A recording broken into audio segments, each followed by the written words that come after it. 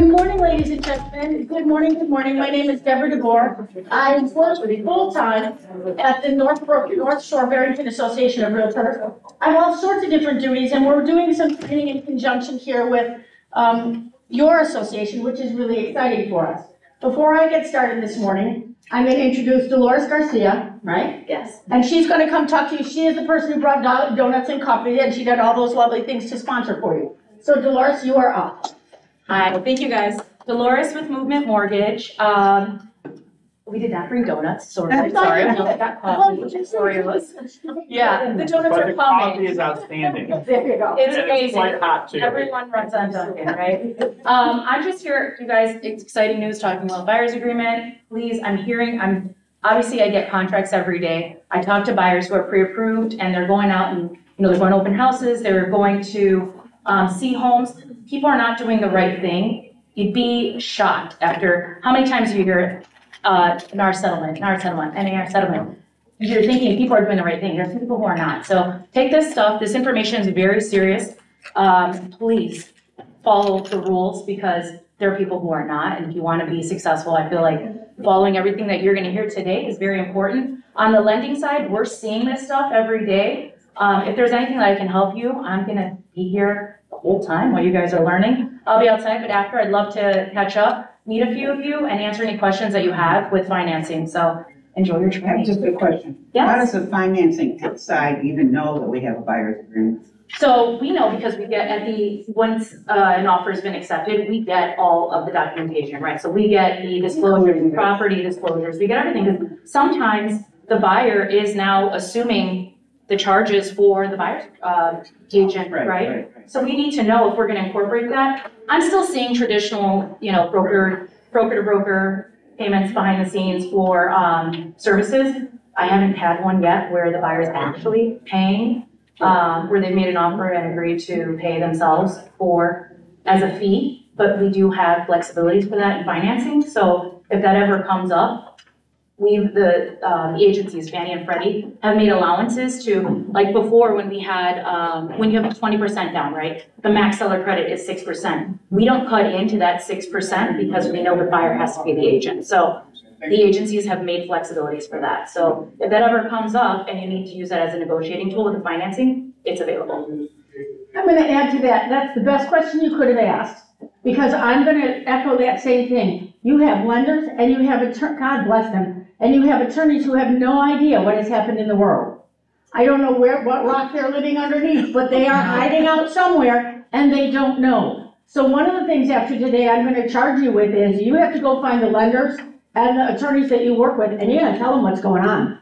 Because I've had I had one attorney call me up and he's yelling and screaming at me and saying, well, you can't do this and you can't do this.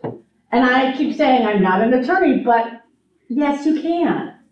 No, really, it's okay.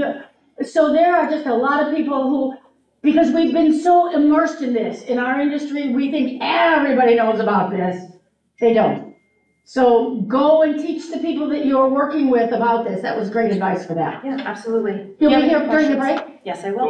Where's your office? My office is in Lincoln Park, Chicago, but I live in St. Charles. So I work from home. Okay. In yoga pants. I don't dress up every day. Nobody wants to see their loan officer. I don't have clients that say meet me at the office. Everyone's virtual. Everything is paperless now. So, the financing aspect, if someone wants to meet, I meet here a lot, so. Put hands on What company? Movement Mortgage. Yeah.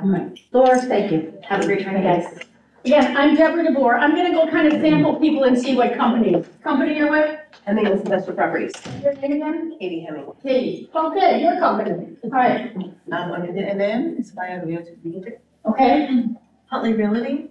okay. Huntley Realty. Are y'all? Okay, we got a whole contingent here. All right. I live in Crystal Lake, so I know about Huntley over there. Also Huntley Realty. Oh my gosh. Cole Banker Real Estate Group. Okay. Keller Williams. Which Keller Williams? Inspired. Inspired. Okay. I'm Ed Warner, Algonquin, but also on the board of directors, president-elect of RAFE. Okay, good to have you. So you can yell at me afterwards. No, I won't do that. I can't. Okay, good, maybe I will. All right, good to see you all. What I am hearing about the market these days is the market is getting a little slower. We're seeing multiple offers still, but sort of.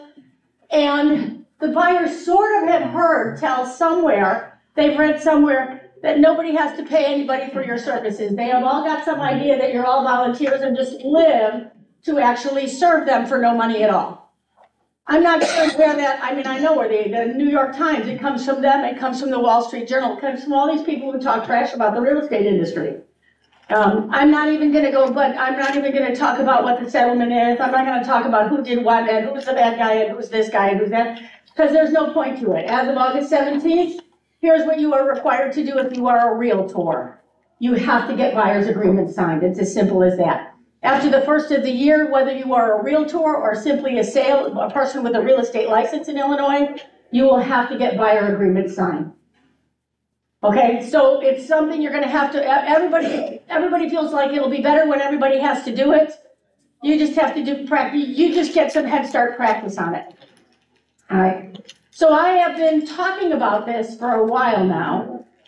And what I think most people are afraid of, well, the biggest thing they're afraid of is they're not gonna get paid. That's a big one, that's the number one thing, I'm not gonna get paid. But I'm also think people are afraid of the fact that I'm gonna have to say to you, you might have to pay me. That's right. That's the big fear. You might actually have to pay me. And so I started by kind of backing up, and I've been doing real estate a long, long time. I started by backing up and thinking, okay, what's happened here since I started in real estate? And real estate has simply changed. And here's one of the big things that have changed, I believe. And that's that you've all let your buyers bully you too incredibly. You've let them bully you. And this is how they bully you. They say, meet me at the house at 123 Elm Street. I want to see that house at 2 o'clock today. And if you say you can't do it, well, then I'll just ask you to do it. Right. And then I get there, but you said yes, so I get there. First thing I have to say to them, here's a crazy little piece, don't talk. Because it's very likely someone's going to be talking, listening to us and watching us, so don't talk. So now I have a strange person that I'm walking in the house with that I can't talk to because I already told them not to talk. They look at the house, run out of the door, get in their car, and they go away, and you never hear from them again. It happens all too frequently. It happens all too frequently like that. So one of the big things that you're going to have to learn to do is grab control of your clients much sooner than you thought you did. I'm going to start today by not talking about the form. I'm okay, we'll review the form. But I'm going to talk about what's got to happen now, and it's different than what's been going on. I am fully aware of what your value as a buyer's agent is. And interestingly enough, by the time you are done with the transaction, your people, the buyers say to you, you were so good. I love you. You handled all the problems that we had. You handled everything. I love you. That's great, but it's happening at the closing table. Okay, we're gonna have to take all that lovey-dovey stuff and we are gonna have to move it over here to, I've just met you. Let me explain why you're gonna love me. Okay, that's different and harder. Okay, so I'm gonna run you through a couple of steps that I think you're gonna be doing. There's far more work that's gonna need to be done in the front load when you're working with buyers than ever before. I make no bones about that. You're gonna have to do more at this point than you did before. So as we go through, the first thing that I want you to, and you're gonna have to be brave. All through this process, you're gonna have to be brave because what you're going to need to say to people is this: you won't meet me, well then I can't show you that house. You don't do this, then I can't take you in to see that property. If you won't do it my way, because I'm the professional who knows how this needs to be done, then go find some other schlep to go work with because you're not working with me. That's very hard. Very hard. It's like the ship has been going this way and I'm saying you're gonna have to make the ship go this way. Once it gets here, you'll be in a better lane. But this stretch from here to there is gonna be a little tricky. There are people that I've been working with long enough to know who are getting their buyer's agreement signed and who are just doing it. I worked for Baird Warner 100 years ago and Steve Baird was insisting that we all learn how to do buyer's agreements. So I'll tell you this crazy story. This is 20 years ago. He hired the meanest consultant that I've ever seen ever in my whole life. She was terrifying. Even I was scared of her. And they took all of their 30 managers and they took me, I was director of training there. They took us off-site and they made us learn how to teach our agents how to do get buyer's agreements signed. What did I care? The only agents I ever saw were all the brand new baby agents. It was lovely to have brand new baby agents because they did what I told them. So I'd say, do this, and I practiced with them, and they did that. Here's the crazy thing. They would go into the offices, and they would start working with clients, and you know what would happen for them? They'd get the damn buyer's agreement signed. They didn't fuss about it. They just thought that that's what they had to do, so you know what? They did it.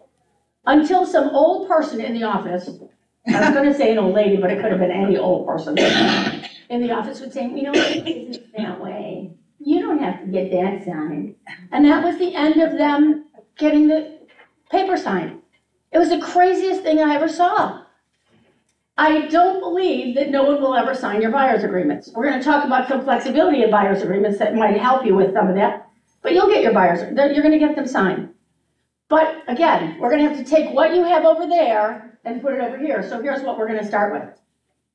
The very first thing you're going to do when someone calls you, and this, I'm going to do it like it's a new person, but this works for your existing clients too, because you're going to have to teach them some new stuff as well. The first thing when they call and blah, blah, blah, blah, blah, blah, blah, I'm going to say, you know what, I'm going to set up a meeting for us, either here at the association, at your office, or my favorite, I'm going to set up a meeting with us at Starbucks before we go see the house. Starbucks are everywhere. You can always find a Starbucks. You can do it at any kind of coffee shop or any place. But you can almost always find a Starbucks close enough to whatever you're showing. We're going to meet with Starbucks. I like that, as an aside, I like that because it's safer for you. I mean, it's safer because if they mean to do you harm, they're not going to meet you. They're going to blow you off and not meet you at Starbucks, which is, I would be much happier they do that than they try to hurt you in some vacant house that you're showing, okay? Once I hang up with them, I'm going to say, give me your email because there's some things I'm going to send you before we meet, okay? And here's the first thing, and you're all going to not like this, what I'm going to tell you. You're going to, I'm making a lot of work for you today. I'm warning you now. Seriously. You're going to send them videos of yourself. How many of you are, stop it! What kind of videos? There's not that kind. Sick, all of you. Here, that's out of your gutter. Stop it. Thank you. I'm not, nobody likes themselves on video. Maybe there are some people somewhere. But I'm going to tell you a little secret about this.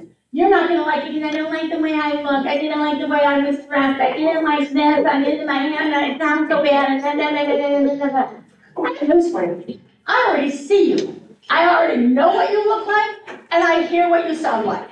The only person who's freaking out about the way you look on videos is you. You. Stop it. Since COVID, video has taken over the world. I'm not saying that you need to make a life story video. Please don't. Oh, I started in real estate 30 years ago, and no. What you're going to say is, if it's a first-time home buyer, I'll bet there's some words you don't even know what they mean. Let me explain to you what the word escrow means. 30 seconds or less. Seriously, 30 seconds or less. If I'm working for the first-time home buyers, let me explain to you what the process is. 45 whole seconds for that. Because your videos can't be any longer than 30 to 45 seconds. Oh. That's it. That's all. I'm short, because we have no attention span left anymore. Nobody pays attention after 30 or 45 seconds. That's it. Okay? I want videos. We have a video person where I work, and here's my favorite video Caroline story. She's 23. Of course. What can I say? She's 23. She's 23. I threaten to kill her regularly because she videos me all the time. We're doing a promo for one of the things we're doing at the association, and I talk all the time, so I'm pretty easy about talking on camera. I kind of try to forget the cameras there. I'm pretty easy about doing this. So I'm standing there doing this and talking blah, blah, blah, blah, blah, blah. I don't like myself on camera either, guys. I'm telling you, I don't like it. So I don't preview what she's going to put on social media. That night, I see myself on social media. What am I doing on social media? Twiddling my thumb. The next morning, that was the first time I threatened to kill her. You cannot take videos of me twiddling my thumb. She said, well, 23. She said, well, you do it all the time when you come. That's authentically you. She's pretty smart. She is pretty smart. She exactly is smart, and I had to like stop threatening her. I threaten her for other things, but not. But she was right. I do stand here a lot of times, or I hold my hands like this when I talk to people who know me. That's how I am. She said, the trick of this video is to be yourself. And none of us is perfect. So if we don't say the word realtor incorrectly, because then I will call you up and yell at you. But you've got to be who you are. That's who you're selling is yourself. So 15 to 30, 15 seconds, 45 seconds, you have 45 if you want. Do them 3 times. Pick the best of the 3 times you did them. And then send it out and say, I hate this, but send it out anyway. And keep doing it and doing it and doing it. And so when I say I'm gonna meet you at Starbucks, before I meet you at Starbucks, I'm gonna send you a couple of videos that I've done. Because do people wanna look at do they look at the little videos you send them? Yeah. They will. Yeah. Number one, they know who's walking into to Starbucks to meet them with that. But number 2, they know that you're not going, well, I don't do video and I don't do social media. You know where you're looking trendy and like what you're supposed to be doing these days. Like you know what you're doing. I understand, I will acknowledge, it is very hard to get in the hang of doing that. Go find one of your kids or your grandkids and make them help you. Seriously, make them help you. If you hum and haw, try it again. Do it, that's a lovely thing about video. Like this one, you can do it again. Caroline does that to me all the time. She said, that was a good first take, let's do another one. I don't remember what I said. Well, too bad, you're gonna have to say it again. Practice with it. And as you do them more, you will be better at them. Seriously. So the first thing I'm saying is you talk to them, I'm meeting you at Starbucks, I'm gonna send you some videos that I've made. Now they know you, because one of the things you're trying to do is get that lovey-dovey stuff over to here. Now at least I'm smart enough to do videos, I'm letting you know who I am, okay? That's number 1. The next thing I want you to prepare, because this little meeting at Starbucks is gonna take a while, I want you to all think about creating for yourself your hero, well, I call it your hero story. Every one of you, if you've been in business, I know you were in business and not enough, you gotta steal one of the other people's stories. But you need to tell what your hero story is. All of you have bought a refrigerator, corrected a dishwasher, shoveled out crap out of a basement to make a closing happen. All of you have done remarkable or kicked in money or met them at weird times or babysat their kids so they could do something or took care of all of you have done all those kinds of remarkable things. If you've been in business a while, you have them. You need to be able to tell me. My favorite hero story came from a little old realtor in the North Shore. And she said, well, I've got a hero story. I said, okay, what's your hero story? She said, this is a long time ago. I'll bet. I sold to a wannabe doctor. The doctor was coming to live in Chicago. He was taking his last tests here in Chicago. They were moving from out of state. They'd already rented a house and they sent all the furniture. She said the house flooded. Oh. The house flooded. She said, so their furniture, all their stuff was in the house. They were coming. She said, I went and looked at all of that, and what was particularly down in the basement where the flooding was worse, she said, all of his textbooks that he was going to have to read to do his last exams were all in boxes down there. Now, this is where she's a better person than that. That's as good as, I'm going to tell you, better person. She said, so I opened the boxes, and the books were wet. She said, so I went and rented some of those big industrial fans, and I got some tables, and I put the books on the tables. I thought maybe if I was feeling really charitable, maybe, it's a rental, remember, we're talking $500. Maybe I would have been as nice as that, but probably not. But then she just killed me. She said, and then I went down a couple times a day, and I turned the pages on the books so they would dry. I thought, well, you are far a much better human being than I am. Absolutely so. She said they'd gone on to buy 7 or 8 houses from me. So there was some payoff in there. But she didn't know that when she did that. She was just being a hero for those people. Every one of you have some kind of hero story. Because too many of you are talking about what is your value? I have a feeling you've been in real estate a long time. How many years? 27. The first thing you lead with, I've been in real estate 27 years. I'm gonna tell all of you who wanna say those words, knock it off. Because the truth of the matter is, no one cares. No one cares that you've been in business. No one cares that you've lived in St. Charles your whole life. No one, blah, blah, blah, all of those things that we put in our profiles and stuff. No one cares. Tell me instead what you learned in the 27 years that you've been in business. What are the practical skills you have acquired? Because one of the things we need to talk about today is what makes you different from the person sitting next to you. Why would I pick you instead of the person sitting next to you? What's your differentiator? And some of it is, people go, I've been in business 27 years. No, doesn't matter, doesn't count. Tell me that in 27 years I've closed a million zillion houses, maybe I'll give you that. Some of the ones that I'd like that people have really done as differentiators is one guy said, this last 2 years I've done nothing but probate work. He said, so one of my differentiators is I know how to take people through probate when residences are involved. That's a big skill that someone had. Another guy was a Chicago guy, and he said, I know every tower building in the city, every condo building in downtown, along the Gold Coast. I know every one of them. I know the concierge. I know what the layout of the buildings are. I know which ones are better values. I know which ones you shouldn't buy. I can tell you when they're advertising that they are lying about the layout of they put the wrong layout in the ad. I know them so well. If I was looking for condos downtown, wouldn't I want to work for him? I'd want to work with him. What makes you different? Some of the other things, some of you come from a marketing background. Some of you also have this ability that your clients, you always think that the clients do, but you have this ability to say to your clients, this house is horrible. I'm the first to say it's horrible. Let me, in my mind's eye, here's what we could build this house to be. Here's what this house could look like if it wasn't all painted black.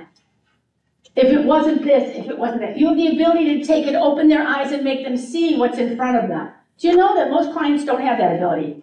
And many realtors don't either. They just see, oh, okay, everything was painted black and it's dirty and it smells like cats. That's what they're talking about. So that's another skill set.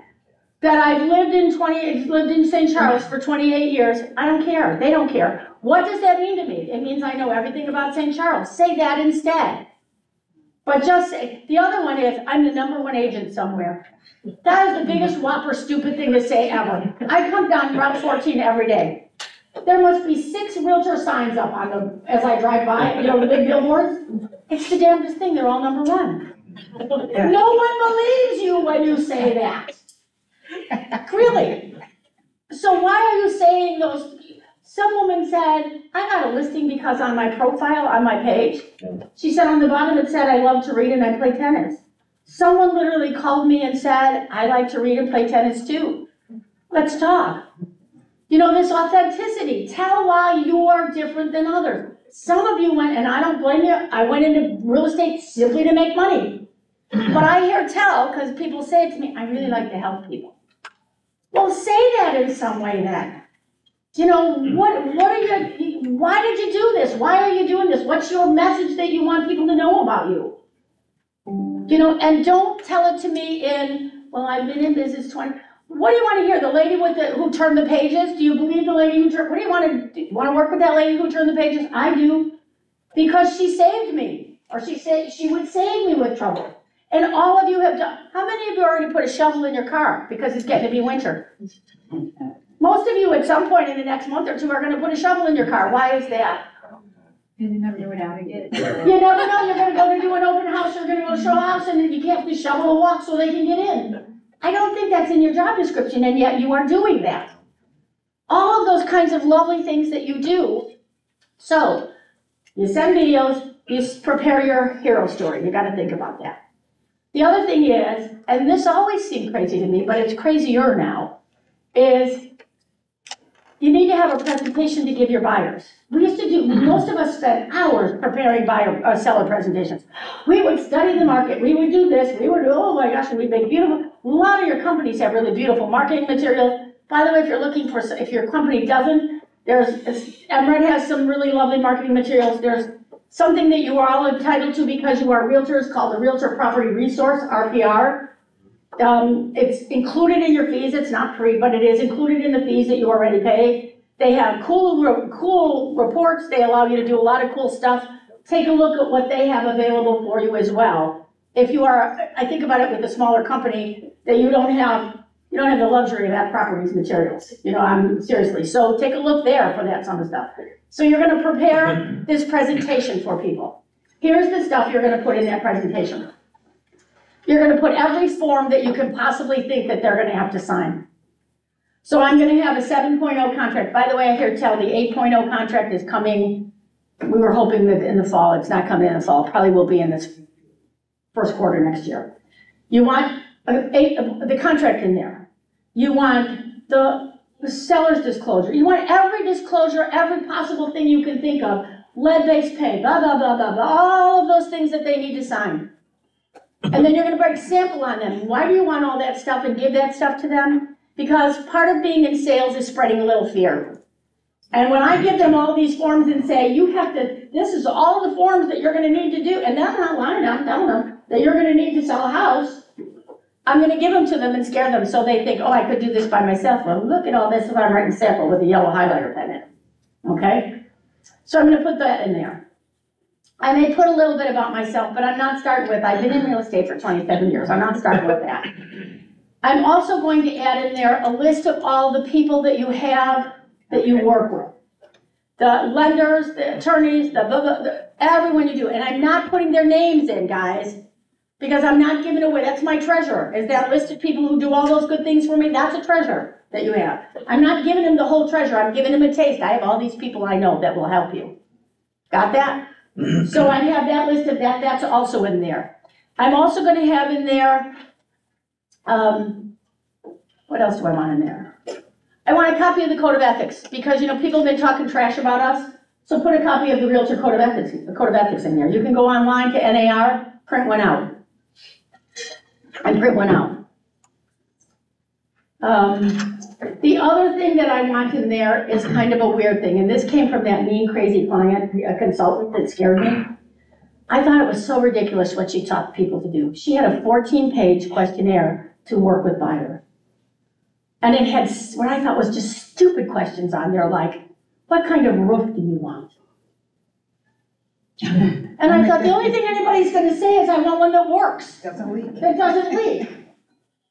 Except I'm a little smarter now than I used to be. And here's kind of why. When I moved out of the southwest suburbs and went up to Crystal Lake, my darling husband said to me, after we were looking at houses and driving around and doing all that stuff, he said, honey, is everybody poor up here? I said, I'm not sure why you would think that everyone is poor up here. He said, all the houses here have vinyl or aluminum siding. I said, yeah. He said, in the southwest suburbs, the houses down there, they all have brick.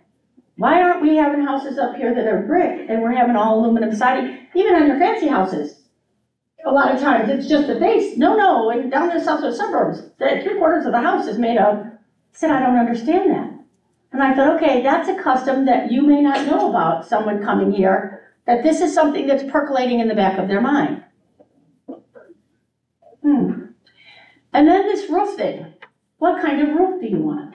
Well, years ago, if I was buying a fancy dancy house, what kind of roof did I want? Slate, wood shake. Slate if I was buying a really fancy, Well, but I wanted You cedar look, shakes. you seem like you're, Yeah, I wanted, really fancy. I wanted fancy, but I would have settled for cedar shakes.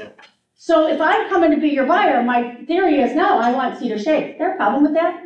Yeah. There sure is a problem with that right now. What's the problem with that right now? Well, you can find them, but you can't insure the doggone things. Now in Colorado, you can't even have them anymore. They won't even let you build them anymore because of the fire. But even here, if you say I've got a cedar shake roof, your insurance premiums are creeping up with that stuff. How would a buyer know? I'm your buyer, how would I know that? I want a fancy house made of brick with cedar shakes on it. And you're gonna say, well, you're not finding that here in the price range that you're in, and cedar shakes is gonna bite you to do that. So I think you do need to ask all those questions because people have different weird stuff. Different weird stuff. And one of the things you're trying to do with this elaborate questionnaire is you're trying to figure out, well, the first one. So someone has called you and said, I want a 3-bedroom, 2-bath house in St. Charles. I've got this much money and I want a big backyard. So you go to meet them with the house that you're looking at, but you also print out 4 other houses that sort of meet that criteria, don't you? You do it in black and white because you got a black and white printer at your house. You don't even print the damn things in color. My goodness, how swell you're looking when you're just bringing 4 crappy. But what you didn't do, honestly, stop it. Stop it. You get a lot of money, guys. You know, you get a lot of money. I know people say, well, I don't get to keep all the money. I'm so tired of that argument that you don't get to keep all the money. Because as the buyer now, or as the seller, what do I have to pay? All the money. Yeah, Always have. I always did. So the question here, so someone says, I need a big backyard. Why do you need a big backyard? So what I should say is when they say they need a big backyard, why do you need a big backyard? Make up an answer. Why do you need a big backyard? Dog, What kind of dog? not a dog person again. Okay, not a dog person. What kind? A lamb. So you need a pretty good sized backyard then. Yes. What kind of, why do you, oh, and, is it a runner? Oh, yeah. So you need a fence that they can, let me just ask you a couple questions. How tall does your fence need to be? Over 4 foot because my dog jumps the fence. Can jump the fence. I have a dog that goes under the fence as well. Well, mine goes under, so we need a pretty good backyard with at least a 4-foot set fence. Can it be chain link, or do you care if it's gotta be a wood one? Okay. Why do you need a big backyard? To hide your bodies. Okay. Well, Good answer. we need pretty, not clay-like soil, so we gotta clear. Soft soil. Soft soil, loamy soil. Yeah. Why do you need a big backyard? For the children to run around, okay? And then I get someone from the city who says, yeah, I need a big backyard, and I say, what kind of big backyard? And they say, well, I am an advocate of HGTV. So I need a big backyard that has one of those patios with all that stuff on it, you know, the refrigerator, the stove, and all that good stuff on there. And I just, because I can't help myself, say, what about grass? I don't care about the grass. I just want a big place to entertain. But if I didn't, like, go deeper and ask the questions, I'm showing them the wrong stuff. And we do it all the time. The other thing that I'm trying to do when I do that interview thing is I'm trying to figure out the difference between what they really want and what their imaginary life really wants. And I'm going to use myself as an example. I would rather live in a 2-story house. I like when the public is on the first floor and the private is on the second floor. So you go to take me out and you show me 5 2-story houses, 5 nice 2-story houses, 8 9-foot ceilings on the first floor, so we got plenty of stairs. By the time you haul me through the 5th 2-story house, I'm done. I have new hips, I have new knees, and going up and down the stairs kills me. My imaginary house is a 2-story house. What am I gonna buy? A ranch. I'm gonna buy a ranch. No one on earth ever said, and if you live here, I'm not trying to be mean about this. No one ever comes to you and says, you know what I want? I want a raised ranch. Not ever. They never say that. Know the difference. They don't know the difference, but if they do, they're going, oh, raised ranches, oh, yeah, raised ranches. And what do they end up buying? Raised ranches, why? Great value of a house for the money. If you've got a bunch of kids or you have related living, it's a great house. But no one ever says, oh, my dream house is a raised ranch. No, but in reality, that's what they're gonna need. So some of it, you gotta kind of figure out what's the difference between those two things. What are we talking the difference of? All right, so I've got a questionnaire. I'm not done yet about this. I'm also going to have to explain to them when I meet them, you know, I'm getting all my stuff together for this. I'm gonna have to explain to them about agency. What are the rules of buying a house in Illinois? Because you know they're different in different states. Wisconsin is different, Indiana's kind of closer. Florida's way different, poor things down there. I'm so sorry about that, what a misery they're in right now.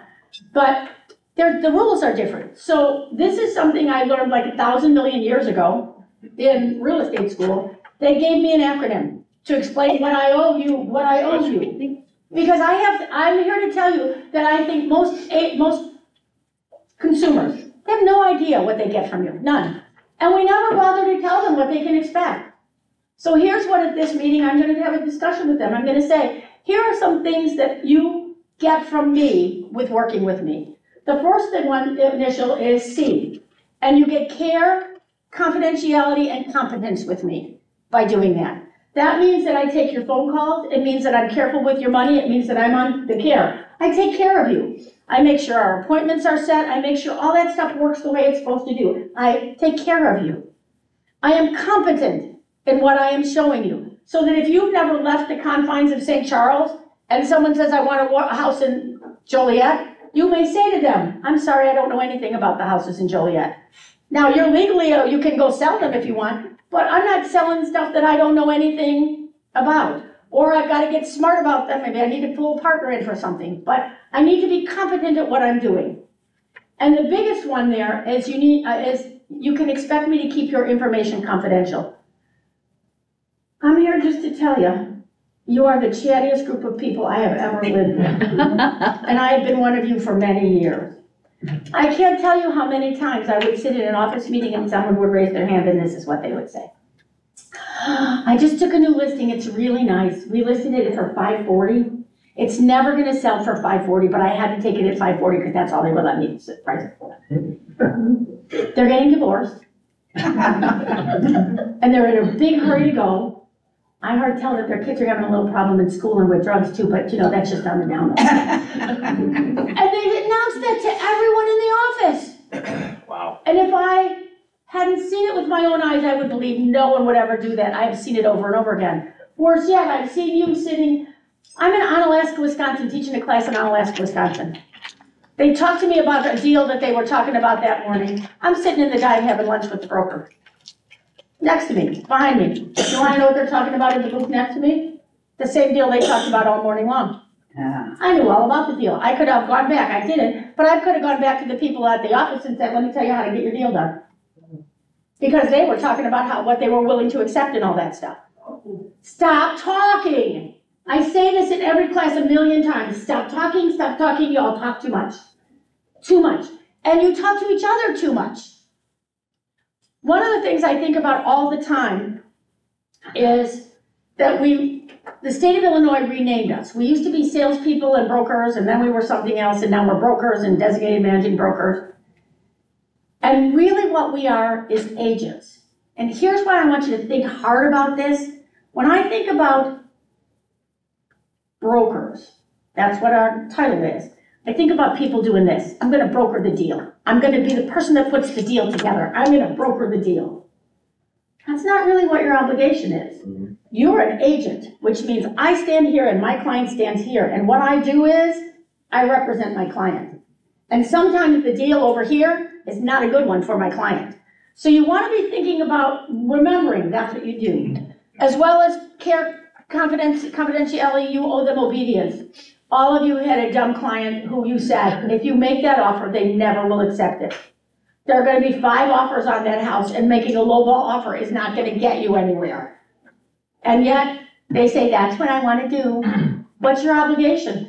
To do it, and do it with heart, like it's gonna be like, I'm giving you a treasure here. Yeah, you have to be obedient. Now, if they're asking you to lie, cheat, steal, or be immoral, unethical, no, I'm not talking about it. But you have to do what they direct you to do. And sometimes your clients are not smart.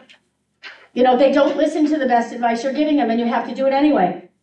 The interesting thing is, even with the houses, someone said, yeah, I had one of those 2-story houses, and I had people who were walking with canes, and they wanted a 2-story house. She said, I tried my very best to convince them to go to a ranch.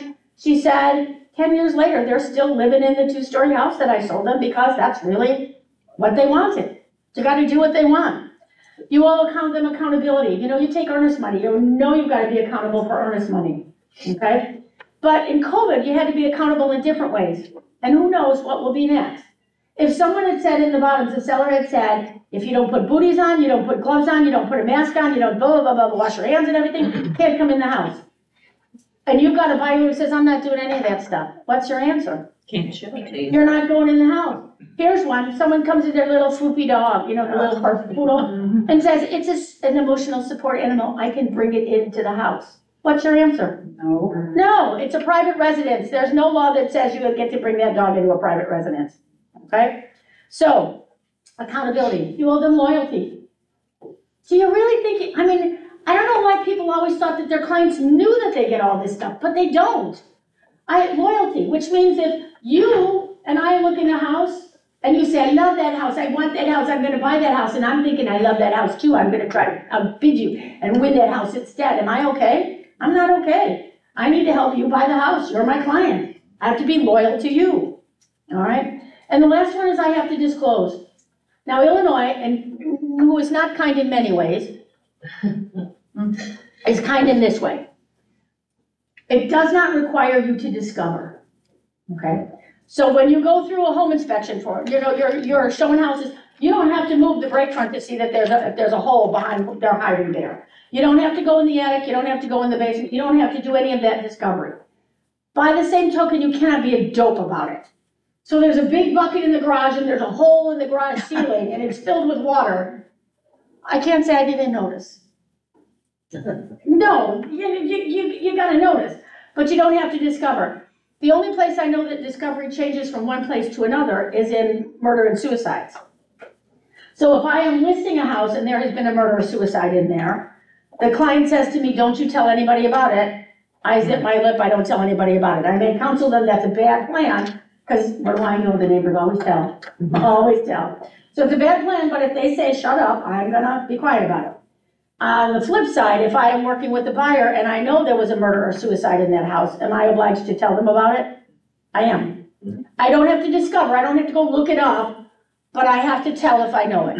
All right, that's one of the few places where discovery changes a little bit and disclosure changes a little bit. So COALD, that's what you got. So by the time I've sat with them then, I'm trying to think if I've got something else that I want in there.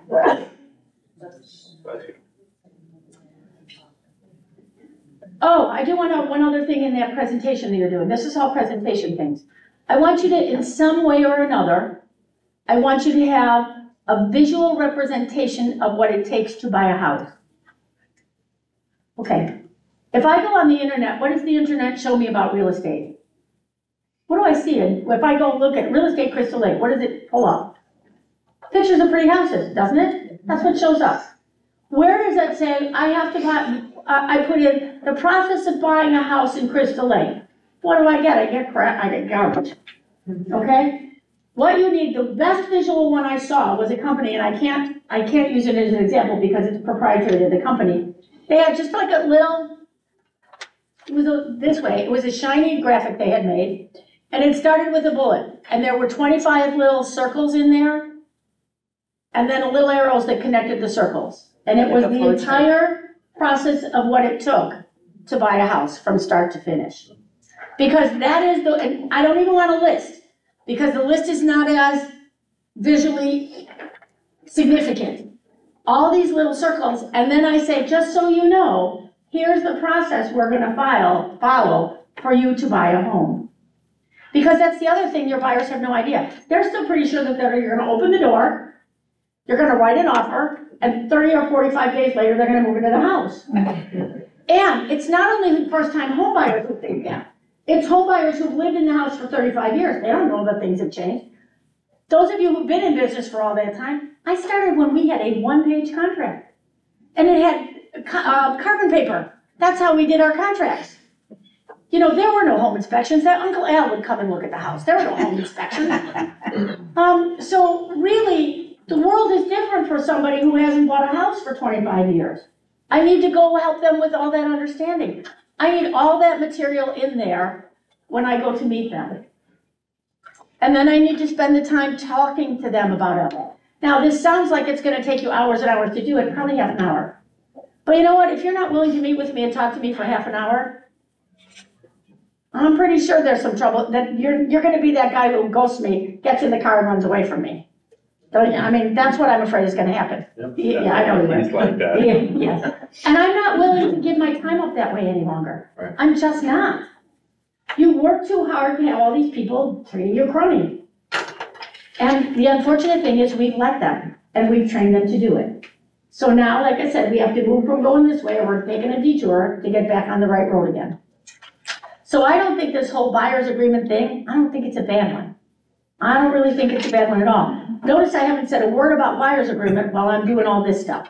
What I am doing is taking all that stuff from there that they learned that I'm gonna do, and I'm telling them up front, this is what I'm gonna do for them. Okay, that's the difference in how we're gonna have to do this today.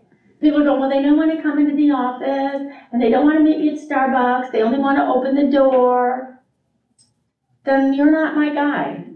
You're not my client then. I understand when I'm telling you something very scary to say. And it will be easier, a little bit easier, when everybody on earth has to get buyer's agreement signed. But I don't really, I had one little girl, she was in my new agent training class. And I taught her how to hold an open house, and one of the things when I teach at an open house is when you're talking to people, tell them what you're gonna get. Tell them what you're gonna give them. That whole COALD thing, tell them that. Tell them about all the stuff that you're gonna offer for them. She came back 2 weeks later for another class. She said, well, I've got a story to tell about that. As an instructor, that's never good. Never. And I said, okay, tell me your story. She said, well, I did an open house and I did just what you said. This nice couple came in and I told them all the stuff you told me to tell them, and then they left. And I thought, well, that didn't work. She said, but it got a little better at the end of the day. About 3:45, they came back to my open house. And you know what they said to me? You're the only person who explained to us how all of this worked. Nobody else took the time to tell me. They were just telling me about the house and this and all that. They were selling. She said, they're my clients now. They like that I took the time to explain all this to them. Because as much as they bullied you, you got used to the fact that you didn't have to do all this work too. I mean, that's the flip side of the clients behaving badly. You let them do it. Because in some ways, what was it? It was easier. It's not gonna be as easy anymore. You're gonna have to go through all of this to be able to do this, okay? Anybody else have anything they want to add to? Oh, I know one other thing that I keep thinking about, the things I want in. The other thing to add in there, put a piece of paper in there, put some kind of information about what it costs to buy a house. What does it cost to buy a house? You're working with a 3% FHA buyer, and all of a sudden you say, oh yeah, you gotta pay for the appraisal, and the appraisal is $800. Be still my heart, I don't have $800. I barely have the money to get to where I'm going with it. I don't have $800. You need to tell people and prep them for what it's gonna cost. Buyer's commission. Well, the buyers, well, we're coming to the agreement. You notice we haven't talked about the agreement itself yet. What I'm saying is, you cannot say to people, before I work with you, you gotta sign this. It doesn't work well. What I have to do is, like any good sales story, any good salesperson, I gotta tell you what you're getting. What is the value of what you're getting here for this kind of thing? All right. At that point, what was that? Oh, A was accountability. Oh, thank you. Can you tell, guys? I'm just gonna show you this. Can you tell I've been working this for a while here? How do you spell your last name, Deborah? D-E capital B-O-E-R. It's Dutch. D-E capital B-O-E-R. And I'm a Deborah, D-E-B-O-R-A-H. D-E-B-O-R-A-H. Yes, Deborah DeBoer, my name. Okay? You know what? Well, let's talk a little more. All right, so, questions, concerns about this? Is this something that you think you can do? Yeah. What do you think about will be hard to do? What part about this will be hard to do? Buyers paying their own commission. You're getting ahead of me. I want to talk, we'll come to that. You know what? You're freaking yourself out about that. I can hear that already. You are freaking yourself out about that, so we're gonna have to deal with that. Hero story? Hero story. Yeah, different, you know, how do you? You steal from someone else in the office. Oh, seriously? Somebody else in the office said, oh, my office did this, I want to share what our office does for people. Yeah, you steal shamelessly. Yeah. Let's go to that. What's the other thing I tell them to steal shamelessly? Yeah, all that. You all should be stealing shamelessly from each other, because, you know, one of the sad and sorry things I think about being a realtor is you work alone too much. You work alone. One of the ways that I get better is, like I sat yesterday through a presentation with a really fine instructor. I love what she was telling me, but I'm gonna tell you, here's a sneaky thing. Because I'm a good instructor too, and I have some of the same troubles. She was talking about how you present to, like even on a Zoom class, So I'm gonna tell you, I'll tell you how she said this, because you're all doing it wrong. Okay? She was so funny. To tell you who she was, do you remember Larry Lucci? Some of you will remember Larry Lucci. Yeah. Do you remember Catherine Catherine Johns, who was her, Yes. Catherine Johns presented to us. Oh. So it was very cool. So she said, if you're sitting like this, you have no credibility with who you're talking to. So really, if you want to have credibility even on a Zoom meeting, so I want you all to do this, because then I'm gonna give you a break. Put both of your feet on the floor. Put your butt back in your chair. I can't, I'll have to do it on there. And sit up straight. Won't people listen to you more than they'll? Absolutely. If you are standing, she said, put your feet flat on the floor. Now, I got all these girls now, because it's just a big Instagram thing, I stand like this. Put your feet flat on the floor, like about where your shoulders are. Feet flat on the floor. You're having such a good time together. I'm kind of jealous you have this much fun all the time. Put your feet flat on the floor, and then she said people wonder what to do with their hands. She said they put them in their pockets. No. She talked about commanding the room. You need to command every time you meet with people. You need to command the room with what the deal is. She said, take your hands out. Don't do this. This is what I do. I call it the praise. So she said, don't do that. And don't do this. This is the fig leaf one. Okay. Yeah, that's a whole thing, yeah. I set it up. I teed it up for you guys. And she said, put your hands loose at the side and stand there. Now, you can talk with your hands and use your hands and stuff. But really, if I'm standing here like this, with my hands in my pocket, or I'm standing here like this and saying, let's talk about what we're going to talk about, who do you believe more? Who do you pay more attention to? Who commands the room? Right. So look at people when you're talking to them. When you're commanding the room, look and meet people's eyes. I mean, so she did an absolutely phenomenal presentation. So you're all like I said, even you're all sitting wrong. I'm just telling you, I sit up straight and look at that. But I think so much of that presentation that you're doing, I was thinking about it, she was doing that. So I was watching her, and she has, I think yesterday was not a pain-free day for her yesterday. Because normally she would stand up and present the whole time. She was sitting more. So I was kind of watching how she changed her speeches to make it so that she could get a break and actually sit down for a little while because she was in pain. You know what I'm saying? So when I do instructors, I'm looking for what are their what are they doing that I can incorporate? You don't have that opportunity. It's the saddest thing. Most of the time you work by yourself. I don't know how you get better that way. Because I steal shamelessly. I stole shamelessly from Catherine yesterday. A reminder to sit straight when you're talking, sit up straight.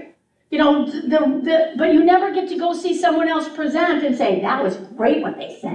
Or I wish I would do that, or I will incorporate that. I think that's so hard for all of you. I think that's really probably one of the most challenging things about real estate. You don't get to see really stellar people doing stellar jobs.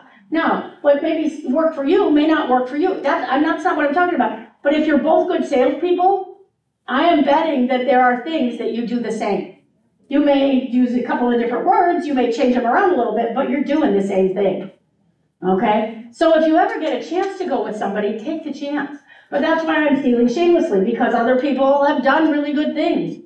Ask them in your office, ask them what's the best thing they do to close a deal. What do they do? Questions are usually your best thing. Ask them about how they handle someone who says it's too much money. You know, that kind of stuff. Ask about all that kind of stuff. My watch says, which might be close, it's 25 after. So go take 10 minutes. The restrooms are over there. There's coffee next door. There's some treats on the table. And be back in 10 minutes, guys. So when you're saying you make these videos, you should be sitting.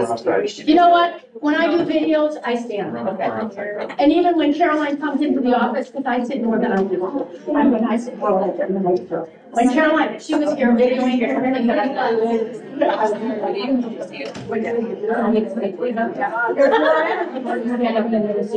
It's harder to command the sitting down than it is. Did my training on yeah, but it was the best training ever. Thank you I loved it so much. But I knew but then when you said you didn't have like a name, I was like, oh, you yeah, I did. And you were all on time. Everybody was on time, though. It was such a different day. I know, and I, you know, I'm on my own now, I haven't for 10 years, but it's just my training. I mean, I think so well versed in this, you know, it goes to be a tiny brokerage and it's just hard to figure out about. So, anyway. All right, bye. That's the number you're supposed to be on, right?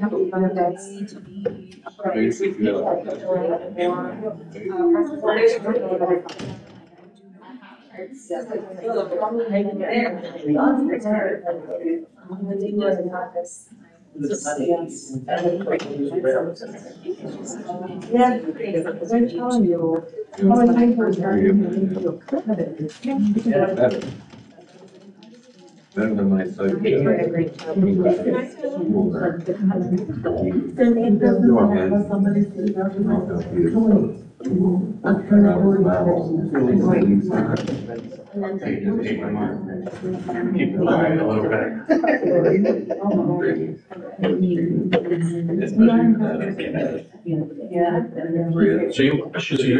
trained for North Shore? Actually, I am, my title at North Shore is Director of Special Projects. So this has been a special project. We just started a whole new company. That's another special project. This is what I like to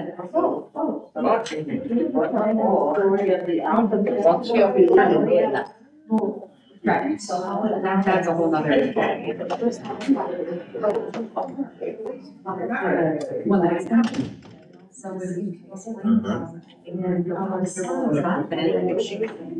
a lot of work, and that's something. This is a lot of work that I'm telling you to do. Oh, yeah, but you know what, you have to educate your customer, if you don't educate them.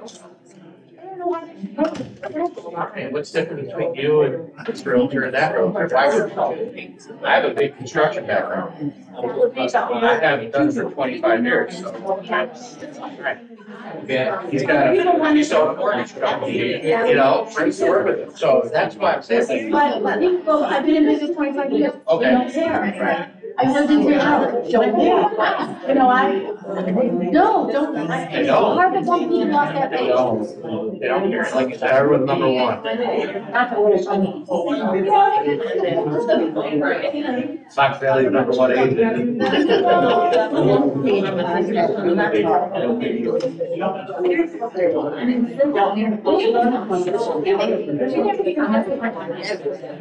Oh, no, I'm not sure about that. I'm gonna see what. I remember the. It's terrible. Well, it wasn't, the first book was, the association would get once a week. The new, they have to do things. Yeah. So I've been doing it for a long time. That means to teach There are a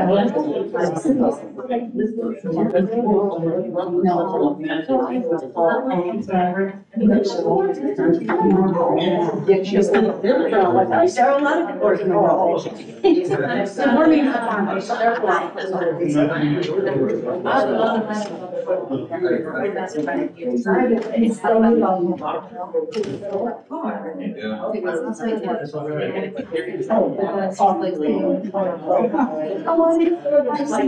This is my third year, I wasn't sure how long it was, and I knew the date, but it wasn't. 7 years. Don't be yourself.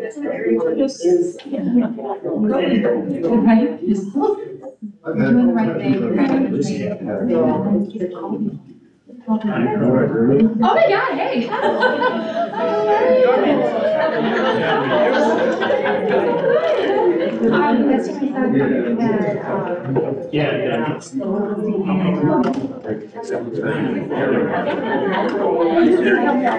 No, I'm serious. I'm serious.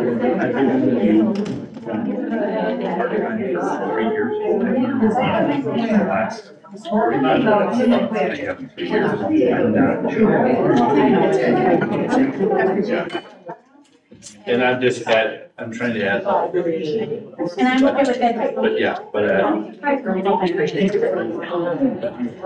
it's partly my fault because I didn't jump, now I'm in it full time. That makes a difference. So that's why I'm here, sitting in front, trying to learn. Okay, cool. Yeah, thank you. You're welcome. Glad to be here. All right, I believe probably down the street. That was clear today. Okay. The Lincoln that the new Lincoln, which is I have the Corsair, he has Aviator, the he's bigger the one one? in the middle. Okay. Yeah, it'll come to. All of it. Nautilus, yes, the Nautilus. One of the guys I work with has a brand new Nautilus.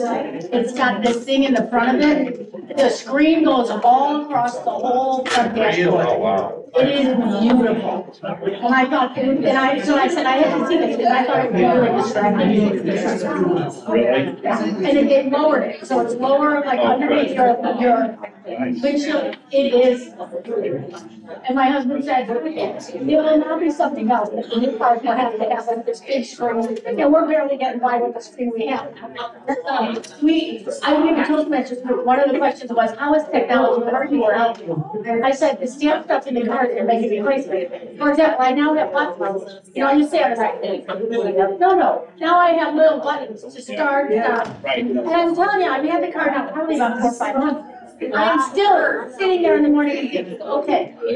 And thinking about what I have to do where, the rest of my life was easy. Every car is different. Everyone is different, and I keep thinking, all right, you're gonna get used to the fact that you have to press these buttons. The more in a hurry I am, the more fussed up I am about something, the more I have to stop myself and say, okay, we're gonna go forward. We're gonna drive, or we're gonna go in reverse. I would have pushed the button when I was getting the windshield wipers to go. I keep turning on my car. The other thing is, everything has pictures now. There's no words anymore, everything has pictures. I don't know what the pictures mean. Could you just put air on there? I understand what that is, heat, air. I had all these, this fans are the night, he's got all these buttons, but it's. What's the picture of a little box, a little car with a box in it? What is I that? don't know. I had a bad tire one day, and I'm calling my wife at work, and I picture of this. What does this mean? I have to stop. And they're like, no, she already changed the tire, it's okay. This is too hard for me. I just tried. And with all the grandsons, all the time, we got all the grandsons. You know what, Pia and I did that for that long. I keep saying to him, I'm gonna work till I die. And I'm gonna work till I die. You know, it's like with the phone. I tell Michael, I need. You get your license, You don't do anything. they would teach you the rest of it. He said, "Well, I Oh, the one where you send the emails? said, pick one. He does. And I say, here's my old phone. He said, okay. I remember I had my own basement. I know. Yesterday, I was having trouble with that. I think I have it down. I spent 10 minutes. It was, I'm never gonna quit because I have that camera. He also has the coolest thing. He has a radio. Street Omatic. Nothing that's personal. Record the. You know what you can see it, where they sell all the stuff? Yeah.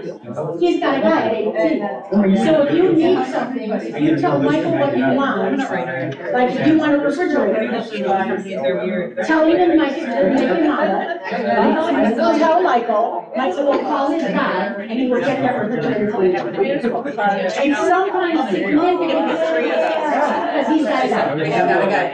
That's what you were talking about, what's in the contract? I just say, I got a guy. You got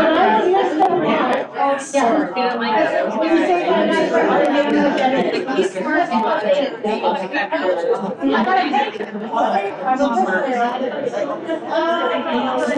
Don't give them the name.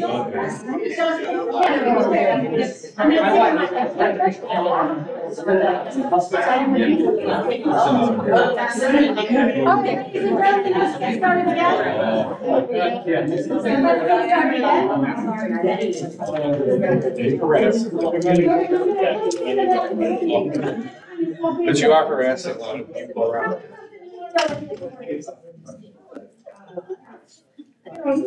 Tell me something you learned already this morning. Alright, tell me something you learned this morning. Here, tell me something you learned this morning. You know, we're gonna have to be fearless with it. Tell me something you learned this morning. Actually, hero story. Go back to the hero story. I like this hero story thing, I like that. Tell me. Meet him at Starbucks. Meet him at Starbucks, do a video. Something you learned this morning. Hero story. Giving all the information when we get there. Giving all the information in the beginning rather than waiting for the end. Something you learned this morning. You're stealing all your stuff.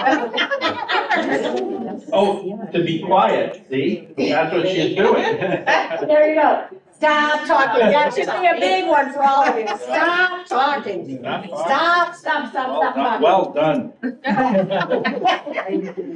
This is gonna be more complex than it's been. There's no question about it. What I'm gonna talk about a buyer agency agreement is, there are a couple of nice things to do with the buyers. Don't put it, let's talk about it first.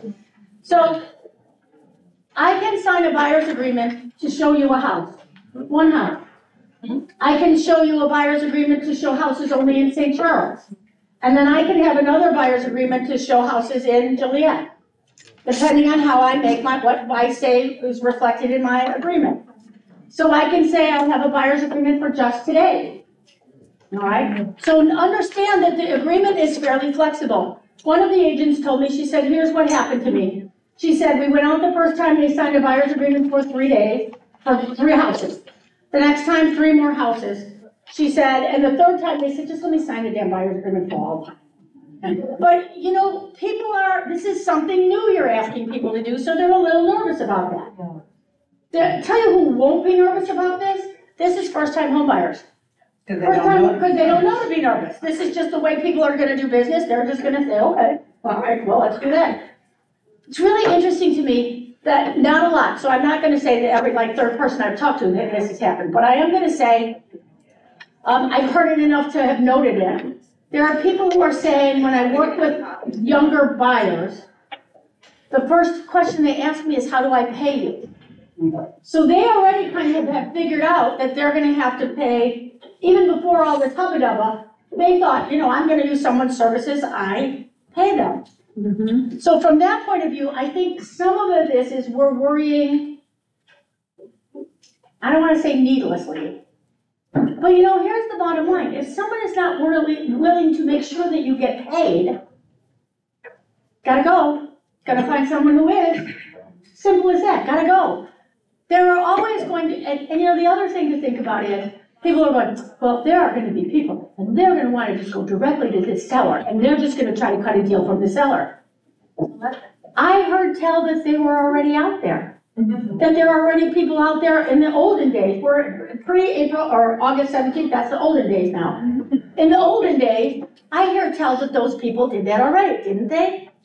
I heard people who used and abused you in the olden days, all this stuff. So you got all these new fears, well, they're going to do this, they're going to do that. Guys, they've already been doing that to you. What I'm suggesting is you make them mind better. That you make them be, you take this whole thing and elevate it into a far more professional transaction that you are going to be in. Rather than, well, she was my friend's mother and I used her for my friend's mother. People shouldn't pick you that way. You know, they need to pick you, you don't pick your dentist that way, do you? Nor do you argue with your dentist and say, well, I'm not paying you. Really, I'm not paying you. I also want to say this because this makes people really mad, so I'm going to warn you, you're going to be mad now. I'm looking at a $500,000 house, and this is the only time I'm going to talk about commission levels here. I'm charging, the people are gonna split and pay 5% for this. Split, 2.5 and 2.5? Right, 5% for this. How much money is gonna come out of that transaction? $25,000, Oh, yeah. okay? I need you all to think about this carefully. What service would you pay, not product, service? What service would you pay $25,000 for? Someone said, well, I got a divorce and it cost me that much. There you go. But I never want you, any of us who are in this industry, to not realize that someone is paying us. You might only get a little portion of that, or you only get this, but someone is paying that much money for our service. We need to brush up our game for that. I mean, that's really sort of how I feel about this. We need to brush up our game. We're asking for a lot from people. And you know, we kind of got used to it. It comes out of the house and we didn't see it as much. You know what I mean? It was kind of hidden here, and now we can't hide it anymore. So I think we've got to really brush up our game to make sure that we're providing value for that. Now, I know the value you provide. But you know who doesn't know what you provide? That's the consumer at large. Which is why I say we gotta take all this when they love you over here, and we gotta put it over here. Okay? Your marketing, have you looked at your marketing to make sure it's top notch? Really? And here's the interesting thing, I'm gonna use, do I have anybody in here from Ad Properties? Because I'm gonna say something about Ad Properties. I love Ad Properties marketing. I'm just gonna say right here, they do spectacular marketing. But if you look at the agent pages in Ad Properties, you wanna know what's the problem with them? They all look exactly the same. I'm telling you, any other one of you are with a national company. If you looked at, you're with CB, if you looked at CB's, the agent pages in CB, they all look the same. And then if you start to read them, they all say the same thing besides. How is that differentiating you from anybody else? How are you differentiating yourself? How are you letting the public at large know? Which is why I'm kind of hot on these video things.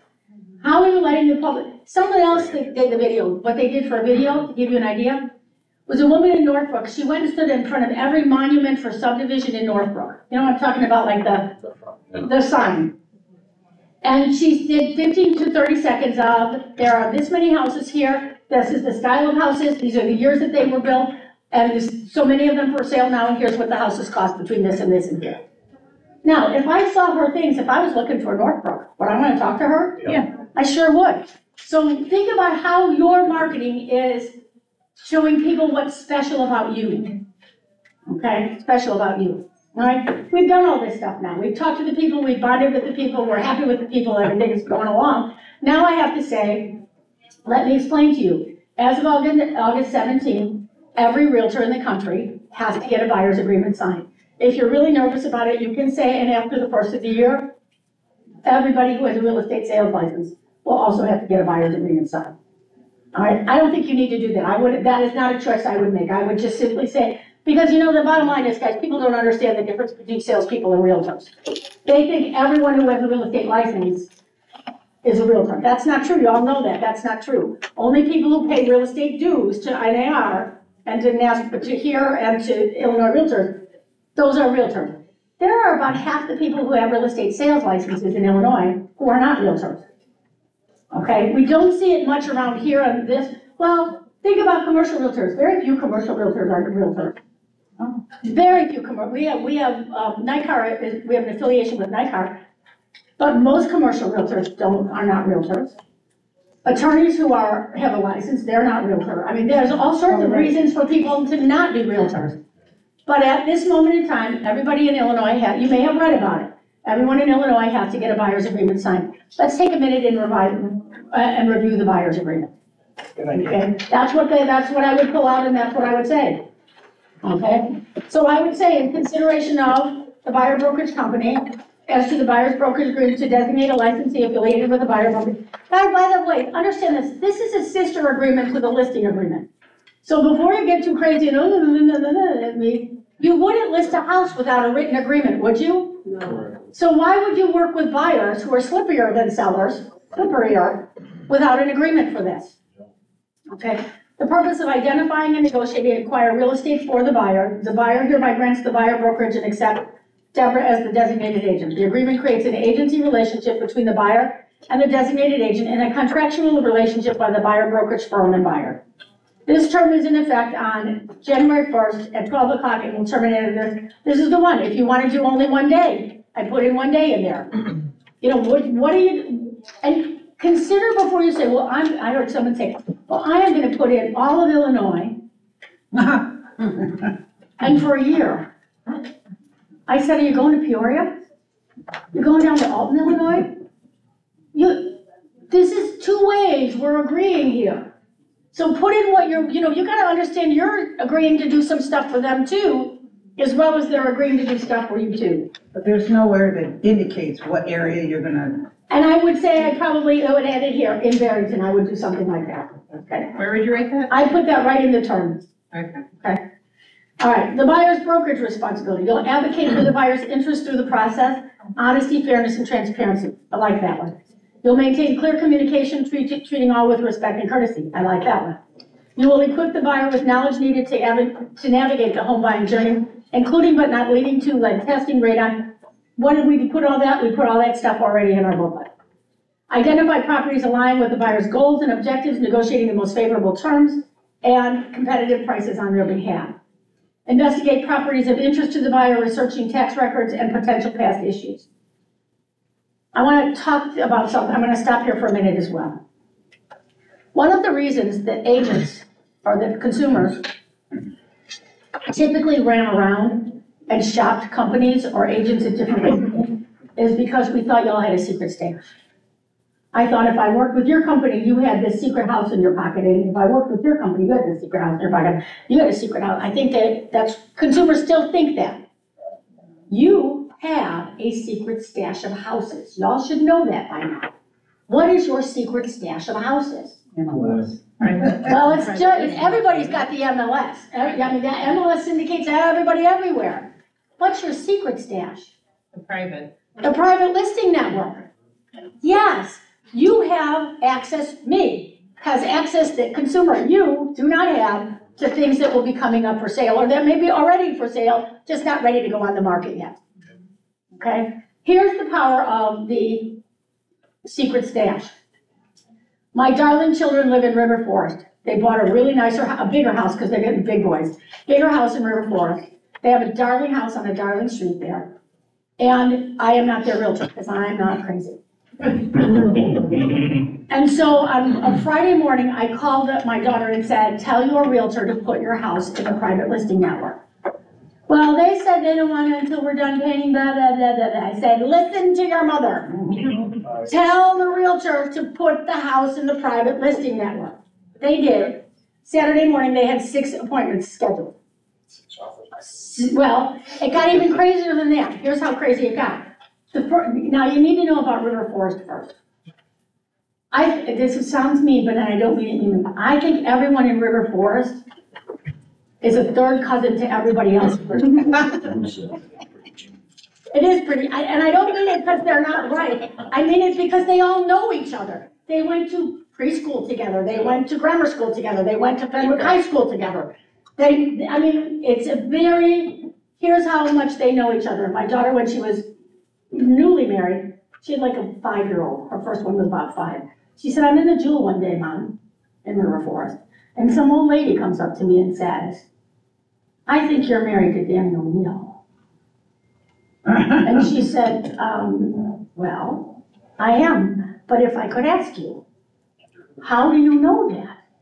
She said, because that little boy you have with you, he has the picture of Danny O'Neill at that age. Danny O'Neill's 40-some years old. Wow. You know what I mean, she said, I went home. I left the Jewel and I went home. It was so scary that people, that's River Forest. So the first appointment they had was at like 8 o'clock that morning. So first people come through, they walk through the house, and they come out, and because everybody knows each other, they of course know the family. They know, it's not like they're friends, but they know each other. The buyer says to my daughter and to her husband, remember they'd already bought a house. And she said, I have 2 young boys who are dirty all the time. I have 2 dogs that are dirty all the time. Factor that in the back of your mind as well. They came through and said, we will give you X number of dollars over list We don't care about an inspection, we trust that you telling us what we've told you. We will close whenever you want. The deal is good for today, right now. Yeah. You know what they did? They took the deal. They took the deal. Someone said, well, what if they could have seen the other 5 deals? Maybe one of them would have been better. This is something we get so goofy about. And the terms were good. The terms were what was really important to them. The money, another $10,000 one way or another, who cared? But they bought a house already. They didn't want to have to pay anymore. They didn't want to have to do any more of that stuff, and they wanted to be gone. Terms will have it. You have that secret stash of houses. Why aren't you telling people about your secret stash when you're talking about this? I have houses that you may not have seen out in the regular MLS. Okay? We've done that. I will represent the buyer effectively when deal with for sale by owners, serve as an intermediary for all offers, countered offers, leases, prioritizing the buyer's best interest at every step. The aim is to secure a desired property, ensure a smooth transaction, and achieve successful closing. I will collaborate with the buyer to develop, communicate, negotiate, present offers, counter offers as notices, translate law until we serve the agreement. By the way, at this moment in time, and it is at this moment in time, I didn't start, usually I start by saying, I'm giving you the best information I have at this day, because next week they may change their minds again. That's where we are in this mess. Leases do not need to have a tenant agreement signed. Oh. Except if they are in the MLS, it kind of makes it a little trickier. We can talk about that later, because I don't want to talk about that right now. I will be a trusted advisor, readily answering questions. I will connect with a network of qualified lenders, inspectors. Those are your guys. Here's your responsibility. I will contact the buyer agent first on all properties. How many of you get mad at somebody that they went and looked at open houses? Did you? And you think to yourself, I didn't tell them not to do that. Oh, jeez. I didn't tell them not to do that. How are they supposed to know to not do that if you don't tell them? The other thing I want to acknowledge about your clients is you need to know, God bless your clients are crazy. If you just really accept that your buyers and your sellers are crazy, your life will be better because you will lower your expectations for them to behave in a reasonable way. Now, I mean this with great kindness because here's the interesting thing. Of the top 5 things that will stress people out in the world, in their life, moving's in the top 5. Okay? And why are people moving? Probably for one of the other 4. They're having a baby, they're not having a baby, they're getting divorced, they're getting married. They're downsizing or upsizing, they've got a job or they lost a job. So you take 2 of the craziest, most stressful things they can do, and now they're yours. And now they're yours. So be kind to them. You know, accept that they will. One of the biggest things about that to accept is this. People who are stressed like that, they don't hear well. Okay, if I had $1 for every time someone, when I was managing an office, every time someone came in and said, we're having an argument and they told me, they're saying I never told them about that. I'd say, I believe you. I believe that you told them about that. I'm here to tell you they didn't hear what you said. So every time you write something, you want to tell them something, make sure you write it as well. Cover your butt with that. But it's not, you know, they say if you're going to the doctor and you're anticipating that they're going to tell you something bad, what's the first thing they tell you? Bring someone with you. Yeah. Right. Bring someone with you. Remember. So because you're just going to go, uh-oh, and like that's the last you're going to hear. Same thing with this. Poor things, they're just a mess. So make sure you are telling them and telling them and telling them again. All right, at open houses mentioned there's a buyer agent, so explain to them what that means. Also, a phrase that you're gonna need to know, I'm always reminded about this when we talk to open houses. In an open house, and also during your Starbucks meeting, you need to have this phrase. Well, you need to have these couple of phrases. First question to say is, how long have you been looking for property? That's my first question. How long have you been looking for property? My second question is, how have you been conducting your search? I'd like to know, you know, they've been looking for property for 15 years, I'm on to the next person. You know, how have you been conducting your search? Well, I'm calling every realtor in town. Okay, I've got a little error, but that's really all, I don't really care about their answers about this. How long have you been looking property? How have you been conducting your search? Here's what I really want to know. Have you entered into an exclusive relationship with any other, exclusive representation agreement with any other real estate professional?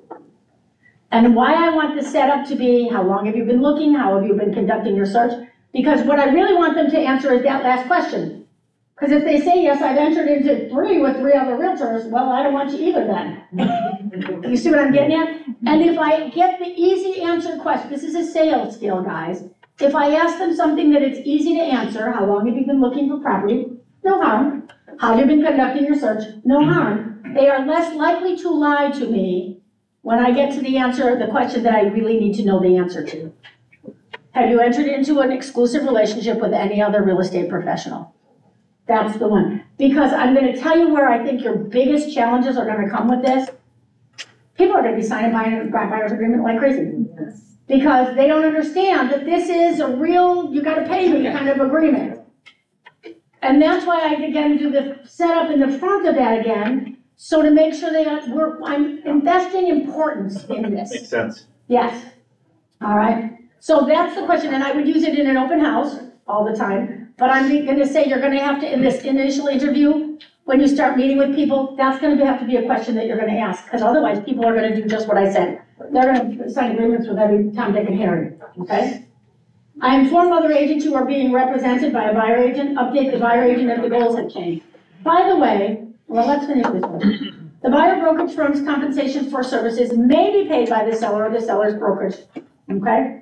If during the term of this agreement, the buyer enters into a contract for the purchase of property through service or blah, blah, blah, blah, or anybody else, if such a contract is within a period, I don't care what you put in there, I'm gonna say 180 days. You know, in a listing agreement, you have a protection period so someone doesn't screw you over and try to ace you out. That's what they're talking about here.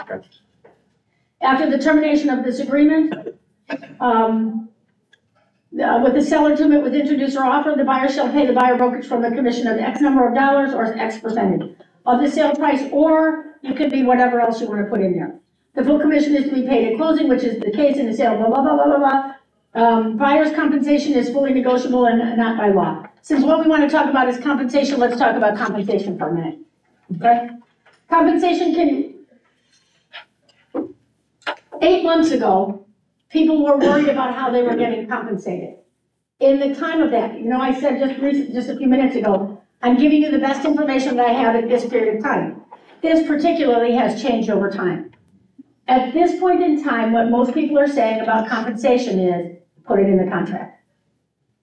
Simply that. There's an addendum somewhere that says, and it becomes something that the seller and the buyer agree to. Okay? Put it in the offer and let them duke it out. Well, Stop hyperventilating this. It's just another term in the contract.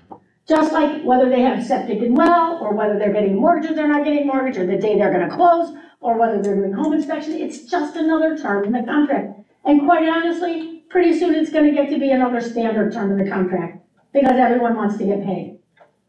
So, go ahead. I just got one that's just a buyer-to-buyer brokerage agreement and not involving the seller's signature. Is that okay too, or? If you have a buyer brokerage agreement, the only person who has to sign this is you and your company, you know, whatever, the managing broker, and your buyer. Because if the seller says, show me the buyer's agreement, the answer is pound sand. I don't have to show you that. Show me your listing agreement. And they're gonna say, I'm not showing you my listing agreement. Well, I'm not showing you my buyer's agreement, so pound sand. So when they ask you for that, you say, no. You do, there's no law that says I have to show you what I agreed to get paid. Put it in the offer. This is what I am looking for from the seller to pay the buyer. Sorry, quick question. So if I put 3% here. Stop talking about it. If I put a number there, I can't do that because you're not all from the same company, so you gotta make up. Just say, if you put a number in, where? If you put a number in and then you actually accept for lower, can you accept for lower? You can, Or would I have to redo this form? well, it depends on what you wanna do. Right. Okay, so let's talk about some of those situations. So I'm asking, I'm gonna do 10. I'm gonna do 5 and 10 because it makes it easy in my brain. All right, so I say as a buyer, I want 10%. All right, we put it in the offer and the seller says, I'll give you 5%. Can I accept 5%? I can, and I can look to you, Mr. Buyer, to give me the other 5%. Okay? What if I'm okay with just the 5%? Well, then you say to them, I'm pretty okay with that. And that's what you make it come to closing at. Then you also need to go to your Because they are the ones that are saying what they should do that, yes. You should have, the person you should be having these discussions with, as your managing broker, how we're gonna handle that. But if it's higher, if they are. If they are offering you 10% and I'm only asking for 5%, I can only take 5%. So it doesn't work both ways. That as well. What? Unless you renegotiate that as well. Unless you renegotiate that as well. But I'm gonna say, if I go back and say, I want more money, so let's renegotiate this, and, maybe it's your sister, and she'll say, okay, you can do that. But you agreed to this other thing, so they can hold you to that as well. Okay? Compensation isn't gonna be much different. What you do need to do is, we had the lender here, you do know that you need to let the lender and the attorneys know what the deal is almost immediately. The minute that contract is signed, everybody needs to know what the deal is. Because they're the ones that are gonna write the closing documents to get down to where you're going with that. Now, seller can say, I'm not giving you anything. I'm not paying anything. I'm not agreeing to anything. Talk to your buyer and get your buyer to pay it. Can you ask the buyer to pay it? Now, here's the interesting thing. And the lower the price point of people I've taught, because I've been all over, the average sale price being lower in wherever I am, the people freak out about this more. When I'm up on the shore and they're talking about $1 million houses, they don't care. They're gonna pay whoever they need to pay to get what they want. All right, so I'm gonna say, price point has a difference in this. Because if I say to the $1 million guy, you're gonna have to give me X number of dollars, they go, I want the house, fine. People are also concerned that in multiple offer situations, this may put their clients at a disadvantage. Maybe. And the first-time home buyer, they're greatly at disadvantage. All right, hold that one. Let's talk about the first-time home buyer. Remember I said you're gonna have to do more work? You're gonna have to get smarter as well. Because there's money floating around, particularly for first-time home buyers. All right, there's grants from this place, there's money from here, there's money from this. I don't know that you have to know every in and out of how all those programs work. You need to know a guy. You gotta have a guy that knows what all those programs are. Because there is money out there, and people think it's only for people earning like $10 a year. And some of the limits are fairly high. You need to find lenders who know how to do that work. Especially if you're gonna work with mostly first-time home buyers. There are lenders who will do beautiful jobs for that, will turn themselves inside out. And there's other lenders who say, that's a pain in the ass and I don't want to. You are not my guy. That's what I say to them, you are not my guy. Just like there are lenders who do jumbo loans and there are lenders who never do jumbo loans. Lenders do different stuff. Find out for first-time home buyers particularly, who is out there to help them with that. You need a good lender too, because you can also put compensation, although I'm not seeing it anymore done much. You can also put compensation in concessions, okay? You're not saying that? I am saying you can. You need a lender who will talk to you about that because it's trickier, right? Rather than asking directly from the seller and the greeter to come to the concessions are trickier. You need a lender who can tell you exactly how much you can put in, what you can put in, that sort of thing as well. What's acceptable, what's not acceptable. That's important that you do that. So I have to have a better bunch of guys. I need to know more stuff. But first-time home buyers, I'm telling you, stop. Well, and here's the brutal truth. The brutal truth is, there have always been people who can't afford to buy a house. There will continue to be people who cannot afford to buy a house because they can't afford to pay you. Do you know what the average age of the first-time home buyer is? This is just breathtaking. The average age of the first-time home buyer. Mid-30s. 34. I think the 34, 36, I'm gonna go with the least horrifying one, 34. And that's not a house, guys, you understand. That may be a condo or a townhouse, it's a first time buy, 34. Do you know how long how long between I buy a house and I buy another house is? 7 years. 10 years. Both of those numbers have a tremendous impact on all of you. By the time I was 34, And 2 houses. I was on my third house. I was on my third house already because we were buying them and fixing them up. I was on my third house. I had 2 kids. I was in the middle of life. 34. How do people wait till they're 34? Think about what people are building these days. They're also waiting until they're in their 30s to have their first baby. Well, that's true. Make me an old grandma. Right. That's true. Maybe no good, hold on a minute. Think about what, and here, you wanna hear a really terrible one? They're saying by the next 10 years, I'm gonna say it's 2 out of 5. I think it might be worse, but I'm gonna go with a conservative one. 2 out of 5 houses, rental houses, will be owned by a corporation. Yeah. A corporation, that is terrifying. The other thing, these people that are waiting till they're in their mid-30s, they've never made a major life choice like this before. Maybe they've been getting educated their whole life and always had somebody tell them what to do. So now you have mid-30-something clients who Are he's dumb calling as his rocks. parents and she's calling her right. parents, and they're all giving them advice, and it's all wrong. Yeah. So how would you explain, like, give me an example, to a new buyer, who pays the compensation? I would simply say, as of August 14th, you know what? Every realtor in the United States right now has got to get a buyer's agreement signed. What we're basically saying is that I am expecting you to pay me X number of dollars or X percentage of the purchase price. What we're going to do is we will try to put that into we will write it in and hope that the seller will compensate with that. If not, then you would be responsible to make that compensation for me. Really what it means is if they have to make that compensation and the seller won't agree for it, they can't buy that house. Okay, simple as that. But I'm gonna be careful and say you might not be able to buy that house. What I'm not gonna do is call, and this is where people were in the beginning were getting really fucked up, is what are your people offering? What are your people offering? What are your people offering? What are your people offering? That is the path to antitrust violations again. Because you're not offering anything, you know what? I'm not gonna show that house. Yeah. Or I'm gonna tell my buyer, well, they're not, I'm gonna coach is the operative word, my buyer that they don't wanna see any houses that the seller isn't paying any compensation on. Walk carefully on that because the bottom line is, you may not be able to buy that house because you don't have the money to compensate me. It's an unfortunate situation in the world. There are people who can't afford to buy houses. I think they're all living in rentals. Everywhere in Crystal Lake that you look, what are they putting up? Rentals. Right, and nice ones. I mean, Betsy, what they're putting up in Crystal Lake, a townhouse rental, new development they just put up. It's $4,000 a month for like 1 bedroom. Yeah. What? You know, why aren't realtors saying, honey, well, I know why they're not saying, honey, come and let me show you what you could buy for and build equity. It's because in Crystal Lake, there aren't that many houses they can buy at that price point. That's what the trouble is.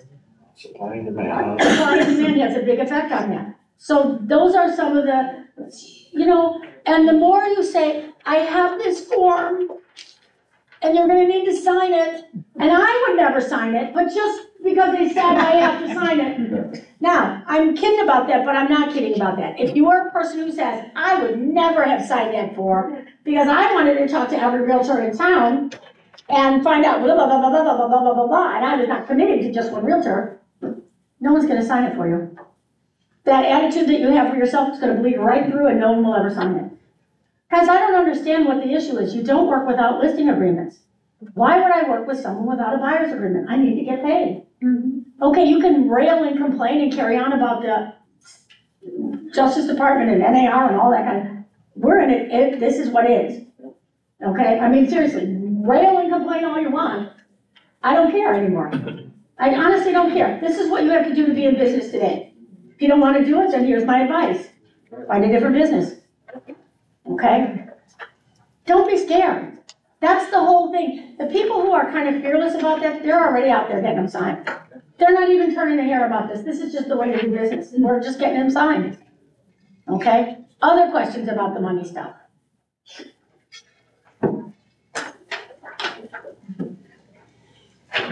You can make it specific to one property, correct? You can.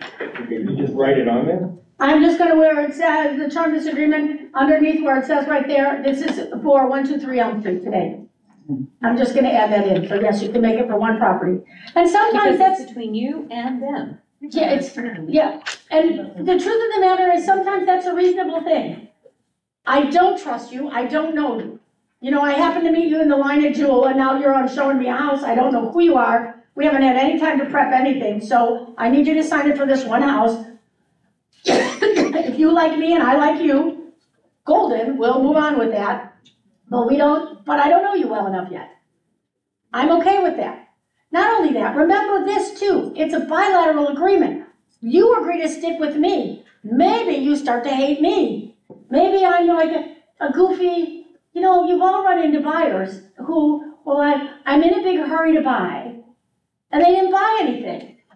Or they've been looking for their perfect, I was in Elgin doing something for the Elgin Library, some kind of fair, and the woman is sitting next to me at the Elgin Library.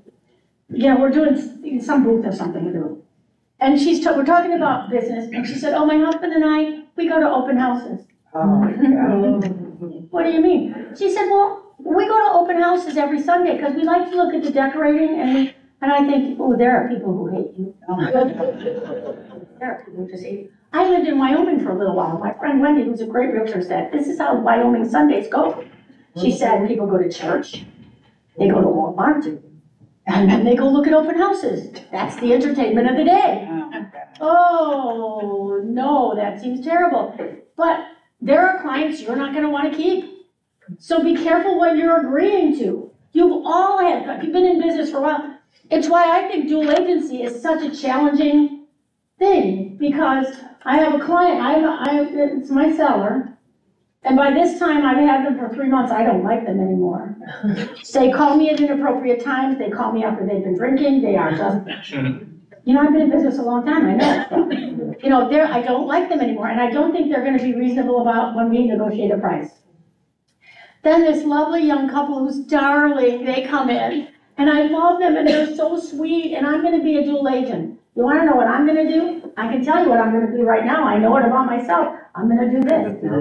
I'm gonna come over here and I'm gonna help you little darlings, and I'm gonna tell you exactly what to do to these. Kind of thing. I don't have it in me to do that, okay? It's not that Illinois says, go ahead, Ann, but I think that's a challenging one, so be careful with it. I think it's more challenging right now as well, okay? So, recording within the property. Hey, by the way, you all know you can't record within the property. The biggest violation, their biggest one that having, you cannot give your access fee codes to anyone and so they can go without you. It is the biggest violation that people are having, and it's expensive if you get caught. And because lockboxes catch you, they're gonna catch you about that. And so do ring doorbells, and the other one is not being there at your appointed time because you have a window of time and it's trespassing at any other time but that window, and I've seen complaints come through for 2 minutes too early. Well, the other one I had complaints was my darling Michael took this one. He was filing, the sellers were actually filing a criminal complaint against the people because they came in without their agent. Okay, so, call the police and said, these people are trespassing, why are they in my house? So you've got to be careful about that. So be really careful about that. The other thing is, I'm walking through and my buyer wants to start videoing in the house and taking pictures. The answer is no, I'm sorry, you can't. We kind of got spoiled in COVID because everyone was busy doing this because, not anymore. The other thing is you can't take a picture of the house on a broker's tour, say, this is a beautiful kitchen, I'm gonna take some snapshots of this, I'm gonna put them on my Facebook page and say, I'd love to sell you this house. It's not your house. You are stealing work product from those people. I've seen Facebook posts. Complaint came through, whatever, and she goes, oh, can I post something on Facebook? I'm like, the whole thing was done after the fact. I'm like, that was weird. I look it up. This girl literally makes a semi-career out of videoing all of the houses that she quote unquote shows, whether she's showing them or not. I don't know if she's showing them or walking through other people's listings and posting them. Anyway, that's a big violation, and MLS will come after you, Illinois Realtors, and a fair housing code of ethics violation. So be careful about doing that. Okay? All right, so that's recording. Confidentiality, well, I've already said stop talking, all right? Dual agency, you are allowed to do dual agency, but I would say step carefully. I think it's such a hard thing to do, and it's kind of stupid. So you're my buyer and you're my seller. I'm gonna say, oh, so because I'd like to get both sides of the transaction and make more money, what I really want you to do is I'm gonna stop representing you to the level that I promised you, and I'm not even gonna start representing you to a reasonable level, but I wanna earn more money. Who's gonna actually agree to that? Okay, people do, and now, I'll flip that around. I know why there are agents who like to do agency besides the money, and it's because if you're a loser agent, sorry to make you a loser agent, if you're a loser agent and I'm a really good agent, I got a better chance of going to the closing table with holding both sides in my hand than I do with a loser agent on the other side. So I get why sometimes people want to do it. I'm just cautioning you to say it's hard. It's really hard, okay? Non-discrimination, the parties understand and agree that it is illegal of the parties to refuse to display or lease owner's property on race, color, religion, national origin, sex, ancestry, marital status, physical, mental, military, and all those kinds of things. Order of protection or other class protected by Article 3. Means you're gonna go to mediation, your designated broker, designated agent, the date that you're gonna do that, those are the changes they've made in the last few days. It's a page and a half, it's not hard. I've seen some of the companies, they got 5 freaking pages in here. That I think if you handed me that document, the first thing I take, I gotta go to my lawyer. This isn't even a lawyer document, this is pretty straightforward with it. Are any of you already getting them signed? Yeah. Why are you talking to me about all this website if you're getting them signed already? The problem I have is when I go through this and they say, you mean I have to pay $5,000? Excuse me, and I say, well, we're gonna try to get it from the seller if we can. But if we can't, that is your responsibility. That's hard for me to say. Well, but it's true. I know it's true, and I do need to get paid, but. I don't understand why that would, I mean, I do understand, I'm not trying to be stupid here. These people in particular are first-time home buyers. An additional, actually, $9,000 to them is a hardship. It's a hardship. And so is going to the dentist and having to pay $9,000 to the dentist. I mean. But you have to remember, excuse me, they're gonna have to pay that whether they sign with you or with me. So that's what you have to remind them about is. You mean any agent? Any agent. And guys, let's get the truth of the matter is, who was paying the money before August 17th? Right, they still The were. buyers. The buyer, they were the only people who were bringing money to the table. Right. They were paying it already. And if I could see the seller reducing their price because they are no longer paying the buyer's commission, and I could use that as an example, but they're not. Right. They don't have to right now. No. It's the market we're in. It's an unfair market in a lot of ways right now. I'm the first to tell you, it's a crappy market for first-time home buyers. It's a hard market for anybody who wants to, you know, I am a perfect example of what's wrong with this market. We refinanced our house. We have a 2.5% or some ridiculous mortgage on my house. I know. I'm past the 7, it's usually every 7 years we do a new house. It's okay, so I have this car houses. And I said to my husband, well, should we move? He said, yeah, where are we going? For 2.5%. For 2.5%. Everything we buy, we're gonna buy less of what we have. So it's a crummy market from that point of view. I can't change the market. You know, and sometimes it's hard, sometimes you can't afford to buy a house. There's the truth of the matter, and I'm sorry, so go talk to that's the people that I would say, let's go find a lender who talks about what first-time home buyers can get with, you know, what kind of programs they can work with. That's what I'd go look for. All right, anybody else getting them, so when you're getting them signed. Yeah, go ahead. In how many instances have you seen where the seller is not agreeing to pay the buyer any compensation? Anecdotally, which means I don't have any statistics, but anecdotally, I'm not hearing many. Most of the sellers kind of get the idea that they're gonna do it and they're doing it. And they pay a partial. I'll pay you 2%. You know what, sometimes yes, sometimes no. One of the reasons you like being realtors is every deal is different. Yeah. Every day is different, every deal is different, and every seller is different about that too. Yeah, right now, they can say, I'm only giving you a little taste. That's right. Because they got they have the upper hand. They have the upper hand. It's a seller's market right now. If you've been in business long enough, you know what's gonna happen one day. It will be a buyer's market and the sellers will be saying, let me give you gold. Take my house off my hands.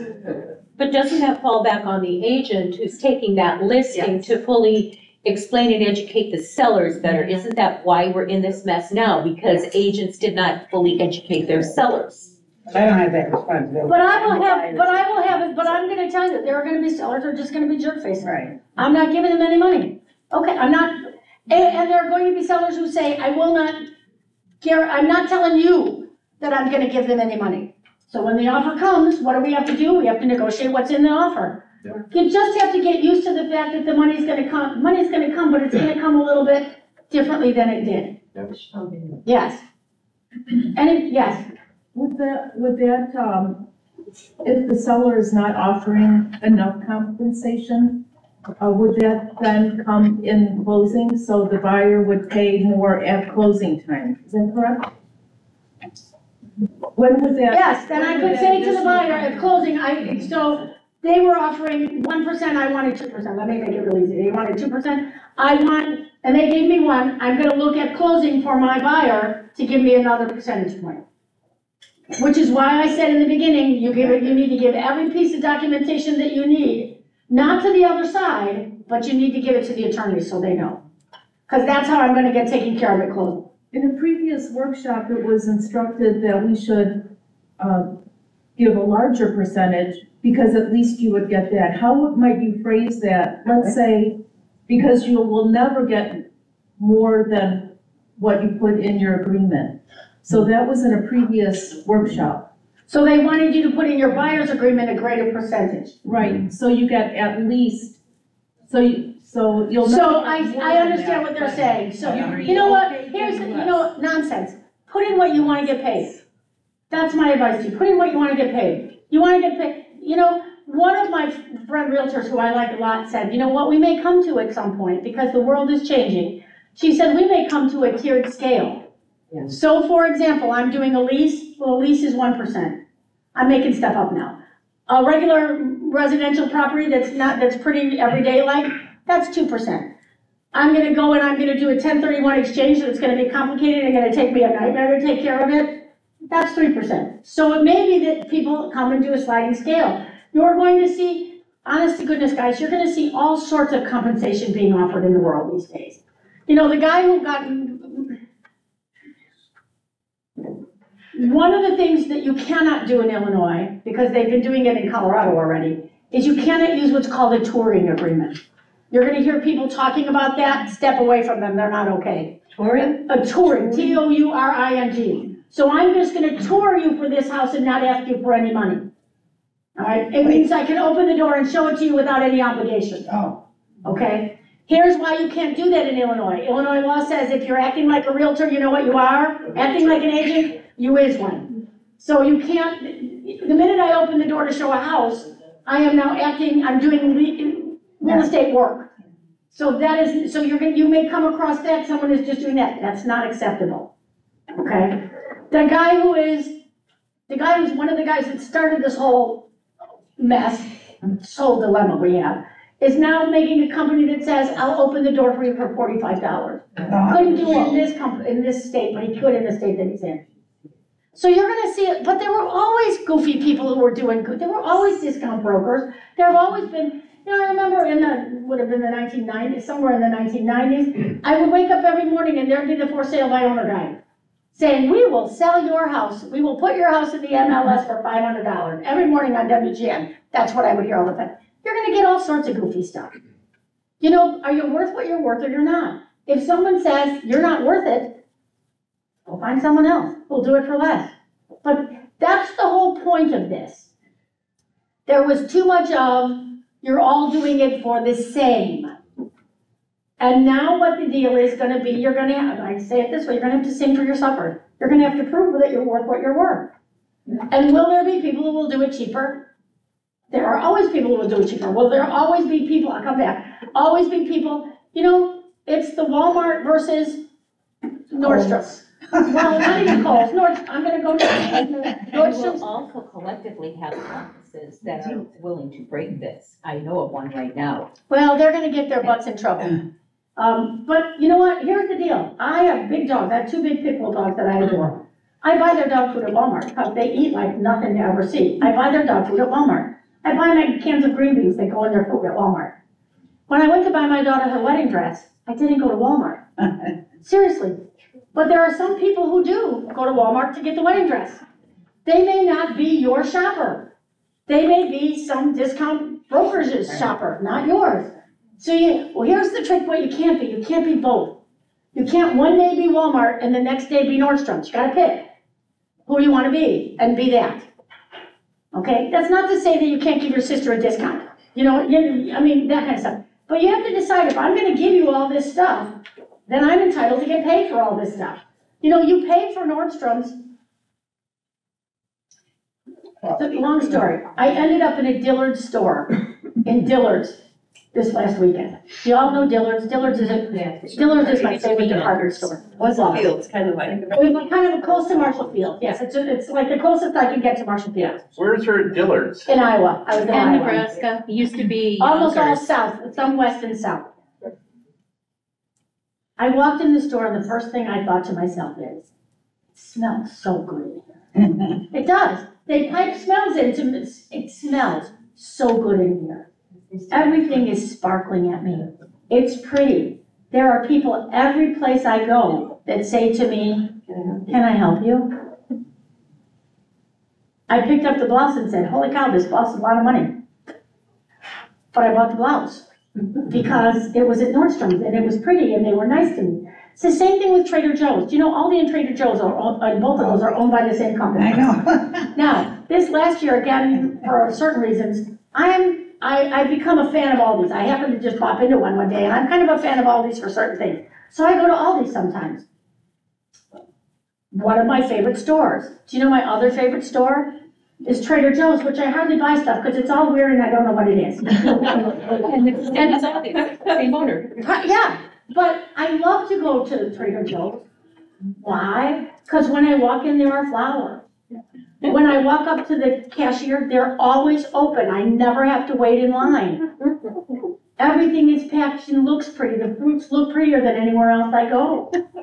Put them in a bag. They put them in a paper bag, which is kind of cool, and they're nice to me. One day I must have looked kind of sad. They were giving away little goofy plants. They were probably trying to get rid of them. Little goofy plants and said, here, let me just give this to you. This will be a nice addition to your Saturday. Yeah. I love Trader Joe's. Trader Joe's is stupid for me. We are a big Coca-Cola buyer. You know, I live in a house where Coca-Cola is probably the thing we buy the most. You can't get it at Trader Joe's. But I go there anyway. I go buy chocolate bars there. They have great iced tea there. I go buy this because I love the way Makes you feel. they make me feel. Same thing with Dillard's. I walked into Dillard's and I thought, oh, this is so, it smells good. I walk into Walmart and I think, Oh. now I'm gonna tell you, in Crystal Lake, between the Walmart in Crystal Lake and the Jewel in Crystal, I'm really mad at the Jewel. Jewel is a good example as well. I am a dyed-in-the-wool, I've been shopping at Jewel for the last 50 years. That Crystal Lake Jewel makes me mad every time I'm there. Number one, they have taken, because there's Mariano's across the street there, so they have tried to shove in more stuff in the Jewel, so you can't get your card anywhere in the Jewel anymore. Too often I've bought produce and it's not been great. If I have to go buy stuff at the deli, I have to stand there and wait for a long time at the deli. There's always a line. Now they want me to check my own groceries out. I don't want to check my own groceries out. I want you to check my groceries out. And I have to stand in line and wait for them to do that. Then when you get there, the cashier never smiles, never says boo, never is nice to you. They're crappy at me. And I know, I kind of know who the manager of the store is. He's not nice to his people there. Consequently, he's not nice to his people there, so what happens to me? They're not nice to me. Every time I go in that damn Jewel, I'm mad. I avoid it if I can. I'll go down to Algonquin and go to the Algonquin Jewel because they're nicer to me there. Don't think that how you behave and how you package things up doesn't make a difference. I have a question, back to the appointment time. The other day I was shown a property in the condo. The listing agent put the wrong unit on the listing sheet. So we're knocking on A and B, trying to figure out which one it was. And so the guy on B came up and said, no, it's upstairs on C. So the other agent came in and she was calling the listing agent and I saw her through the window. And the guy in the lower unit let her in the building. So when I was leaving, she went into the unit. So then I told her, I said, you know what, you gotta come back out, you have to, get the key out of the lockbox, because I'm responsible. That's But correct. then she said, well, you're here over and you took too long and this and that, blah, blah, blah. It got pretty nasty in front of our clients. And I said to her, I said, well, you know what, you gotta come out, because I'm not gonna be responsible. So she came out, and she said something, she says, then she opened the lock, she closed the lockbox. And so then I told her, I said, you gotta reopen it. She says, why? I said, because it's still under me. I said, and I still have the key. You didn't allow me to put the key in. And she said something else, and then I said something, make a long story short. I told her, I said, you know what? You should have just respected the fact. She said, well, you're over your time. I said, but you don't know what happened. And I said, you know what? I said, but you should have respected the fact that I was still in there. I said, you don't know what happened. If the guy downstairs would have let you in the building, you couldn't have got in the building.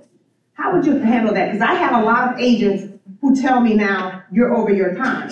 What I do is I respect, because I would be on time. But in that case, we couldn't be on time because we was knocking at the wrong unit. Then I would. Lock the door. I would apologize, I would lock the door before you left. I would lock it, I'd put it back in the lockbox. Say you wanna fight about, and I would say, because especially if I had a client, you wanna have a discussion about this, call me at my office, I'll talk to you, and I would walk. I would put the key in, I would have closed the box, and I would have walked. Okay. Yeah, I'm not letting people in with my key. You know, it's not that I don't wanna be courteous, and I certainly would apologize, and I would take it out, you know, there are things I apologize for, I don't care who you are, I mean, I'll say I'm sorry for a lot of things that I'm not sorry for. You know, I'm serious, if it will smoke away, no skin off my nose to say, well, I'm sorry we've had this bad situation, but here's the bottom line of why we're gonna behave. Okay. Yeah, you gotta be careful with that, because they are tracking stuff like that these days. Yeah.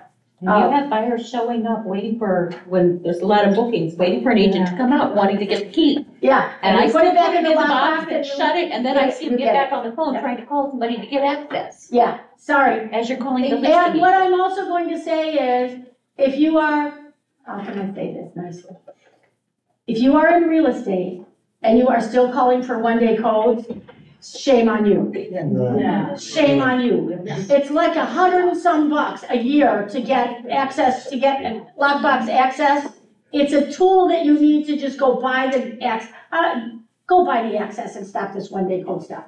When you have that power, it makes life a whole lot better than I'm calling and trying to get one-day codes for this nonsense. You're either in or you're out. That's what I'm gonna say. On that note, we're done. Thank you so much for coming. I appreciate all your stuff.